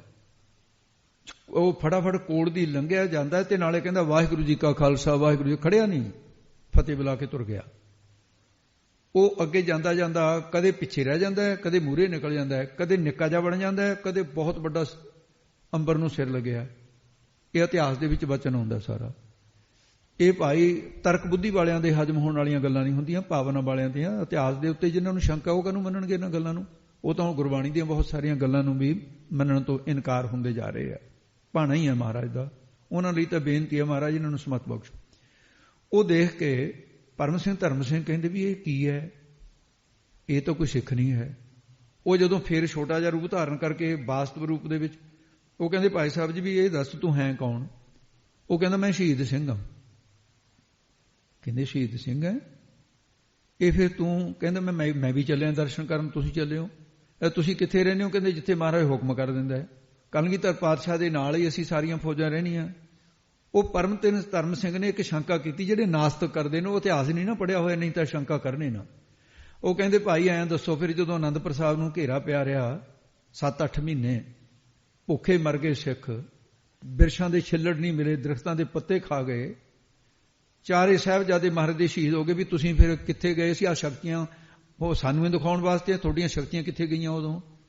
ਉਹ ਕਹਿੰਦੇ ਸਿੱਖਾ ਸ਼ੰਕਾ ਨਾ ਕਰ ਸਾਡੇ ਤੇ, ਅਸੀਂ ਹੁਕਮ ਦੇ ਬੰਨੇ ਆ। ਅਨੰਦਪੁਰ ਸਾਹਿਬ ਦੇ ਜੰਗ ਵਿੱਚ ਇੱਕ ਵਾਰੀ ਹੁਕਮ ਕੀਤਾ ਸੀ 10,000 ਤੁਰਕ ਅਸੀਂ ਇੱਕ ਛਿਨ ਵਿੱਚ ਮਾਰ ਦਿੱਤੇ ਸੀ। ਉਹ ਕਹਿੰਦੇ ਹਾਂ ਇਹ ਤਾਂ ਹੈ। ਕਹਿੰਦੇ ਫਿਰ ਕਹਿੰਦੇ ਗੁਰੂ ਦਾ ਹੁਕਮ ਹੈ ਵੀ ਮੈਂ ਮਾਨਵ ਲੀਲਾ ਕਰ ਰਿਹਾ, ਮੈਂ ਮਨੁੱਖੀ ਲੀਲਾ ਦੇ ਵਿੱਚ ਤੁਸੀਂ ਦਖਲ ਨਹੀਂ ਦੇਣਾ। ਮੈਂ ਤੁਹਾਡੀ ਸ਼ਕਤੀ ਨਹੀਂ ਵਰਤਣੀ, ਆਪਣੇ ਬਾਹਾਂ ਦੀ ਸ਼ਕਤੀ ਵਰਤਣੀ ਹੈ। ਮੈਂ ਕਰਾਮਾਤ ਨਾਲ ਨਹੀਂ ਮਾਰਨਾ ਇਹਨਾਂ ਨੂੰ, ਮੈਂ ਬੁੱਧੀ ਬਲ ਦੇ ਨਾਲ, ਸਰੀਰਕ ਬਲ ਦੇ ਨਾਲ, ਖਾਲਸੇ ਦੀਆਂ ਫੌਜਾਂ ਨਾਲ। ਤੋ ਇਸ ਕਰਕੇ ਜੇਵੜ ਭਾਵੈ ਤੇਵੜ ਹੋਏ। ਹੁਣ ਜਦੋਂ ਪੂਤਨਾ ਨੂੰ ਉਹ ਜਿਵੇਂ ਸ਼ਹੀਦ ਸਿੰਘ ਨੇ ਐਡੀ ਵੱਡੀ ਦੇਹ ਦਿਖਾਤੀ, ਛੋਟੀ ਦਿਖਾਤੀ, ਗੁਪਤ ਰੂਪ ਹੋ ਕੇ ਰਹਿੰਦੇ ਨੇ ਸਾਰੀ ਜਗ੍ਹਾ, ਜਿੱਥੇ ਗੁਰੂ ਗ੍ਰੰਥ ਸਾਹਿਬ ਦਾ ਪ੍ਰਕਾਸ਼, ਪਰ ਗੁਰੂ ਦੇ ਹੁਕਮ ਵਿੱਚ ਕੰਮ ਕਰਦੇ ਨੇ। ਜੇ ਕਿ ਵੀ ਹਰਿਮੰਦਰ ਸਾਹਿਬ ਢਾਤਾ ਜੀ 84 ਸਿੱਧ ਕਿੱਥੇ ਗਏ? ਉਹ ਭਾਈ ਹੁਕਮ ਹੈ, ਹੁਕਮ ਤੋਂ ਬਾਹਰ ਹੋ ਕੇ ਕੁਝ ਨਹੀਂ ਕਰ ਸਕਦੇ। ਤੇ ਜਦੋਂ ਪੂਤਨਾ ਮਾਰਨ ਆਈ ਸੀ ਭਗਵਾਨ ਕ੍ਰਿਸ਼ਨ ਨੂੰ, ਨਿੱਕਾ ਜਿਹਾ ਬੱਚਾ ਸਮਝ ਕੇ ਚੱਕ ਲੈ ਗਈ ਸੀ, ਕਿੱਡਾ ਵੱਡੀ ਦੇਹ ਧਾਰਨ ਕੀਤੀ। ਫਿਰ ਪੂਤਨਾ ਨੂੰ ਜਦੋਂ ਮਾਰਿਆ ਇਹ ਵਿਰਾਟ ਰੂਪ ਧਾਰਨ ਕਰ ਲਿਆ। ਤੋ ਇਸੇ ਪ੍ਰਕਾਰ ਬਹੁਤ ਸਾਰੇ ਐਸੇ ਪ੍ਰਸੰਗ ਨੇ। ਤੇ ਹੁਣ ਜਦੋਂ 52 ਰੂਪ ਧਾਰਨ ਕੀਤਾ ਤੇ ਉਹ ਵੀ ਉਹ ਛੋਟਾ ਜਿਹਾ ਰੂਪ ਸੀ। ਚਲੋ ਗੁਰੂ ਨਾਨਕ ਸਾਹਿਬ ਦਾ ਲਓ। ਗੁਰੂ ਨਾਨਕ ਸਾਹਿਬ ਤੇ ਭਾਈ ਬਾਲਾ ਮਰਦਾਨਾ ਜੰਗਲ ਦੇ ਵਿੱਚ, ਗੂੜਾ ਜੰਗਲ, ਫਲ ਬਹੁਤ ਲੱਗੇ ਹੋਏ, ਕੋਈ ਜਾਨਵਰ ਚਿੜੀ ਕੁਛ ਨਹੀਂ ਦਿਸਦੀ। ਕਹਿੰਦਾ ਮਰਦਾਨਾ ਕਹਿੰਦੇ ਜੇ ਇੰਨੇ ਸੋਹਣੇ ਫਲ ਨੇ ਵੀ ਇੱਥੇ ਜਾਨਵਰ ਕੋਈ ਨਹੀਂ। ਮਹਾਰਾਜ ਹੱਸ ਕੇ ਕਹਿੰਦੇ ਆ ਤੈਨੂੰ ਲੱਗ ਜੂਗਾ ਪਤਾ ਵੀ ਜਾਨਵਰ ਕੋਈ ਨਹੀਂ। ਕਹਿੰਦਾ ਜੀ ਮੈਂ ਫਲ ਖਾਇਆ ਵਾਂ। ਕਹਿੰਦੇ ਨਾ ਫਲ ਨਾ ਖਾਈ, ਬਿਪਤਾ 'ਚ ਫਸ ਜਾਏਗਾ। ਮਹਾਰਾਜ ਸਮਾਧੀ 'ਚ ਹੋ ਗਏ, ਮਲਕ ਦੇ ਕੇ ਖਿਸਕ ਗਿਆ, ਜਾ ਕੇ ਲੱਗਾ ਫਲ ਖਾਣ। ਉੱਥੇ ਇੱਕ ਰਹਿੰਦਾ ਸੀ ਰਾਖਸ਼, ਮਾਇਆ ਵੀ ਸ਼ਕਤੀ ਬਹੁਤ ਸੀ। ਉਹਨੇ ਐਡਾ ਵੱਡਾ ਰੂਪ ਧਾਰਨ ਕੀਤਾ, ਮਰਦਾਨੇ ਨੂੰ ਫੜ ਕੇ ਜਿਵੇਂ ਮੱਛਰ ਅੰਦਰ ਨੂੰ ਜਾਂਦਾ ਅੰਦਰ ਨਿਕਲ ਗਿਆ। ਮਹਾਰਾਜ ਸਮਾਧੀ ਖੋਲੀ, ਕਹਿੰਦੇ ਬਾਲਿਆ ਮਰਦਾਨਾ ਬਚਨ ਨਹੀਂ ਮੰਨਦਾ, ਮੁਸੀਬਤ 'ਚ ਆ ਗਿਆ, ਮੈਨੂੰ ਜਾਣਾ ਪਊਗਾ, ਤੂੰ ਹੁਣ ਬੈਠ ਇੱਥੇ। ਉਹ ਰਾਖਸ਼ ਨੇ ਗੁਰੂ ਨਾਨਕ ਸਾਹਿਬ ਨੂੰ ਵੀ ਇਹ ਸ੍ਰੀ ਨਾਨਕ ਪ੍ਰਕਾਸ਼ ਦੇ ਵਿੱਚ ਪ੍ਰਸੰਗ ਆਉਂਦਾ ਸਾਰਾ। ਇਹ ਪੂਰਬ ਅਰਧ ਦੇ ਵਿੱਚ ਸਾਰਾ ਪ੍ਰਸੰਗ ਆਉਂਦਾ। ਸ੍ਰੀ ਨਾਨਕ ਪ੍ਰਕਾਸ਼ ਜੇ ਕਿਸੇ ਨੇ ਪੜ੍ਹਨਾ ਹੋਵੇ ਉੱਥੇ ਪੜ੍ਹ ਲਿਓ, ਵਿਸਤਾਰ ਨਾਲ ਉੱਥੇ ਹੈ। ਤੇ ਉਹ ਜਿਸ ਵੇਲੇ ਗੁਰੂ ਨਾਨਕ ਸਾਹਿਬ ਅੰਦਰ ਭਾਈ ਐਡੀ ਵੱਡੀ ਦੇਹ ਉਹਦੀ ਯੋਜਨਾ ਪ੍ਰਤੀ ਮਰਦਾਨੇ ਜੋ ਕਹਿੰਦਾ ਮਹਾਰਾਜ ਕਹਿੰਦੇ ਦੇਖ ਲੈ ਤੈਨੂੰ ਬਚਾਉਣ ਵਾਸਤੇ ਤੁਹਾਨੂੰ ਇਹੋ ਜਿਹੀ ਥਾਂ ਵੀ ਆਉਣਾ ਪਿਆ। ਮਾਇਆ ਵੀ ਸ਼ਕਤੀ ਦੁਆਰਾ ਮਹਾਰਾਜ ਅੰਦਰ ਪ੍ਰਵੇਸ਼ ਹੋ ਗਏ। ਮਹਾਰਾਜ ਨੂੰ ਕੀ ਹੈ, ਜਿੱਥੇ ਮਰਜੀ ਜਾਣ, ਪਰਬਤਾਂ ਤੇ ਜਾਣ, ਸੱਚਖੰਡ ਤੱਕ ਮਹਾਰਾਜ ਦਾ ਕੋਈ ਰੋਕ ਟੋਕ ਹੈ? ਸਿੱਧ ਕਹਿੰਦੇ ਸੀ ਤੁਸੀਂ ਕਿਵੇਂ ਆ ਕੇ ਪਰਬਤ ਤੇ ਜਾ ਪਹੁੰਚੇ ਸੀ। ਤੇ ਮਹਾਰਾਜ ਨੇ ਕਹਿੰਦੇ ਜੀ ਹੁਣ ਕੀ ਬਣੂ? ਕਹਿੰਦੇ ਫਿਕਰ ਨਾ ਕਰ। ਮਹਾਰਾਜ ਨੇ ਦੇਹ ਵਧਾਉਣੀ ਸ਼ੁਰੂ ਕਰਤੀ। ਉਹਦਾ ਜਿਸਮ ਜਦੋਂ ਫਟਣ ਲੱਗਾ ਤੇ ਉਹਨੇ ਆਪਣੀ ਰਾਖਸ਼ ਨੇ ਦੇਹ ਵਧਾਉਣੀ ਸ਼ੁਰੂ ਕਰ ਦਿੱਤੀ।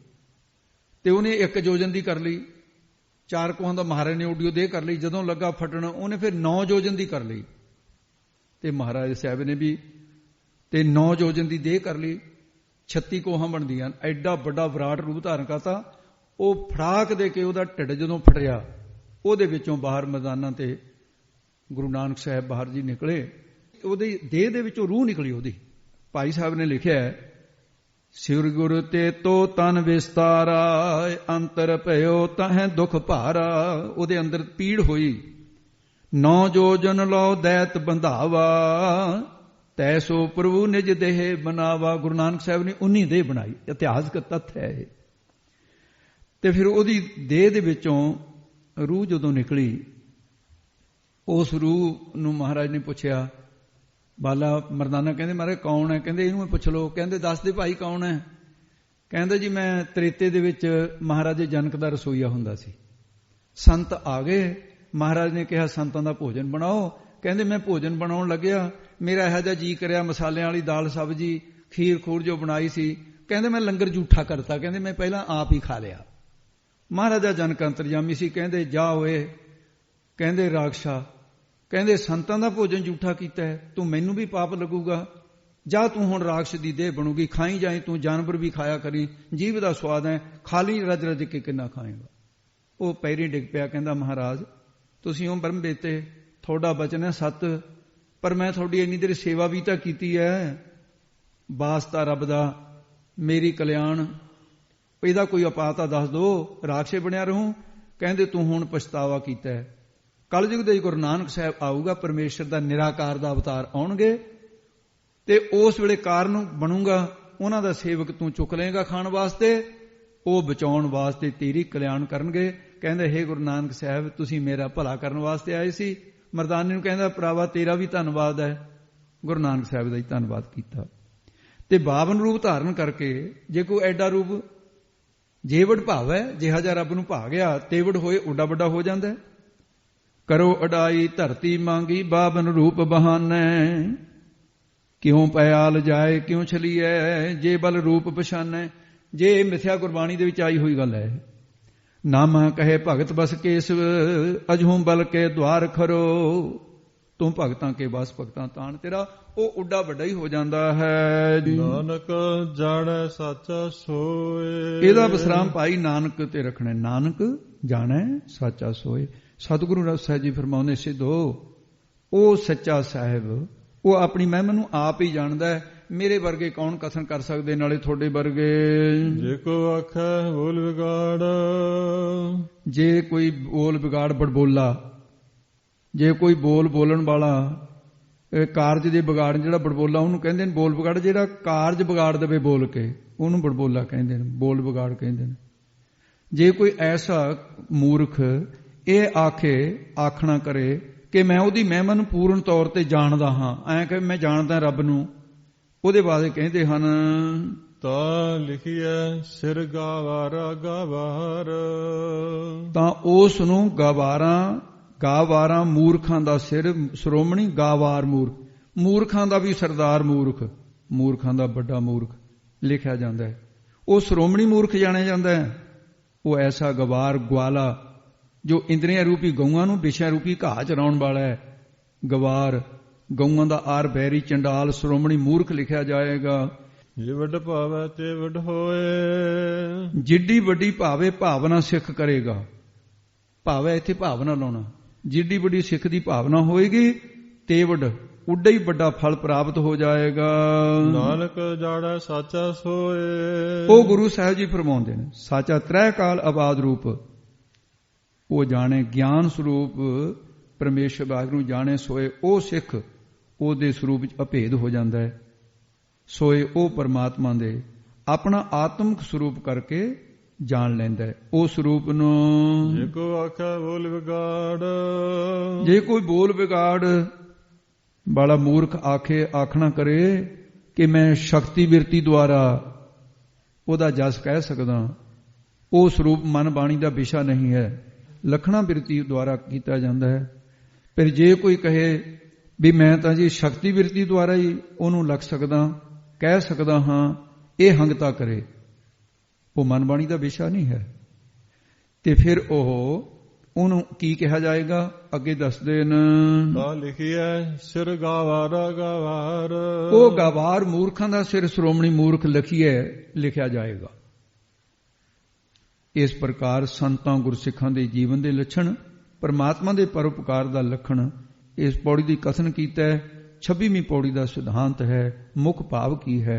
ਇਹ ਪੌੜੀ 'ਚ ਕਥਨ ਕੀਤਾ ਗਿਆ ਹੈ ਕਿ ਉਹ ਪਰਮੇਸ਼ਰ ਅਮੋਲਕ ਹੈ, ਕਿਸੇ ਵਸਤੂ ਦੇ ਵੱਟੇ ਬਦਲੇ ਵਿੱਚ ਪ੍ਰਾਪਤ ਨਹੀਂ ਹੁੰਦਾ, ਅਮੋਲਕ ਹੈ। ਉਹਦਾ ਸਿਮਰਨ ਆਦਿਕ ਗੁਣ ਵੀ, ਉਹ ਵਾਹਿਗੁਰੂ ਦੇ ਨਾਮ ਵੀ, ਉਹਦਾ ਵਪਾਰ ਕਰਨ ਵਾਲੇ ਵੀ ਅਮੋਲਕ ਨੇ। ਸੰਤ ਭਗਤ ਗੁਰਸਿੱਖ ਵਪਾਰ ਕਰਾਉਣ ਵਾਲੇ ਵੀ, ਵਾਹਿਗੁਰੂ ਵੀ ਅਮੋਲਕ ਹੈ। ਅਮੋਲਕ ਹੀ ਉਹਨਾਂ ਦੇ ਨਾਮ ਲੈਣ ਵਾਲੇ ਗੁਰਸਿੱਖ ਨੇ, ਉਹਨਾਂ ਦੇ ਹਿਰਦੇ ਸੰਗਤ ਰੂਪ ਭੰਡਾਰੇ ਭਰੇ ਪਏ ਨੇ, ਇਹ ਵੀ ਅਮੋਲਕ ਨੇ। ਅਮੋਲਕ ਹੀ ਉਹਦਾ ਪ੍ਰੇਮ ਹੈ, ਅਮੋਲਕ ਹੀ ਉਹਨਾਂ ਦੇ ਉਸ ਵਿੱਚ ਲਵਲੀਨ ਹੋਣ ਵਾਲੇ ਜੋ ਆਨੰਦ ਪ੍ਰਾਪਤ ਕਰਦੇ ਨੇ। ਅਮੋਲਕ ਹੀ ਉਹਦਾ ਸਤਚਿਤ ਆਨੰਦ, ਇਹ ਜਿਹੜਾ ਸਰੂਪ ਹੈ, ਧਰਮ ਹੈ, ਇਹ ਵੀ ਅਮੋਲਕ ਹੈ। ਸਤਸੰਗ ਰੂਪ ਦੀਵਾਨ ਕਚਹਿਰੀ ਆਸਰਾ, ਇਹ ਵੀ ਅਮੋਲਕ ਹੈ। ਅਮੋਲਕ ਹੀ ਉਸ ਦੀਆਂ ਬਖਸ਼ਾਂ, ਅਮੋਲਕ ਹੀ ਹੁਕਮ ਤੇ ਸਵਾਸ ਸਿਮਰਨ ਕਰਨ ਦਾ, ਇਹ ਵੀ ਮੁੱਲ ਤੋਂ ਰਹਿਤ ਹੈ। ਕੀ ਅਮੋਲਕ ਹੈ? ਸਾਈਂ ਨਾਮ ਅਮੋਲ। ਉਹ ਵਾਹਿਗੁਰੂ ਦੇ ਅਮੋਲਕ ਹੀ ਅਮੋਲਕ ਵਸਤੂਆਂ ਨੇ। ਅਮੋਲਕ ਤੋਂ ਵੀ ਅਮੋਲਕ ਨੇ। ਉਹ ਅਮੋਲਕ ਪਦਾਰਥ ਕਰਕੇ ਵੀ ਕਿਹਾ ਨਹੀਂ ਜਾ ਸਕਦਾ।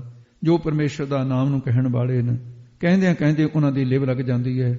ਉਹ ਪਰਮੇਸ਼ਰ ਦੇ ਤਾਈਂ ਵੇਦਾਂ ਪੁਰਾਣਾਂ ਦੇ ਪੜ੍ਹਨ ਵਾਲੇ, ਬ੍ਰਹਮਾ ਇੰਦਰ ਆਦਿਕ, ਗੋਪੀਆਂ ਕ੍ਰਿਸ਼ਨ ਆਦਿਕ ਸਾਰੇ, ਸ਼ਿਵ ਜੀ ਸ਼ੈਵ ਮਤ ਵਾਲੇ ਸਾਰੇ ਹੀ ਆਖਦੇ ਨੇ। ਇਹ ਜਿੰਨੇ ਕਥਨ ਕੀਤੇ ਨੇ ਇੰਨੇ ਹੀ ਹੋਰ ਪੈਦਾ ਕਰ ਦੇਵੇ ਪਰਮਾਤਮਾ। ਪਰਮੇਸ਼ਰ ਤਾਂ ਵੀ ਉਹ ਅਮੋਲਕ ਹੀ ਕਥਨ ਨਹੀਂ ਕੀਤਾ ਜਾ ਸਕਦਾ। ਉਹ ਪਰਮੇਸ਼ਰ ਦਾ ਸਰੂਪ ਸੰਪੂਰਨ ਰੂਪ ਵਿੱਚ ਕਥਨ ਨਹੀਂ ਹੋ ਸਕਦਾ। ਪਰਮੇਸ਼ਰ ਬੇਅੰਤ ਹੈ। ਜਿਤਨੀ ਵੱਡੀ ਭਾਵਨਾ ਗੁਰਸਿੱਖ ਰੱਖਦਾ ਹੈ ਉਤਨੇ ਵੱਡੇ ਆਨੰਦ ਵਾਲਾ ਹੋ ਜਾਂਦਾ ਹੈ। ਜਿਹੜਾ ਇਹ ਕਹੇ ਕਿ ਮੈਂ ਪਰਮੇਸ਼ਰ ਨੂੰ ਪੂਰਨ ਰੂਪ ਵਿੱਚ ਕਹਿ ਸਕਦਾ, ਉਹ ਮੂਰਖਾਂ ਦਾ ਸ਼੍ਰੋਮਣ ਮੂਰਖ ਕਿਹਾ ਜਾਏਗਾ।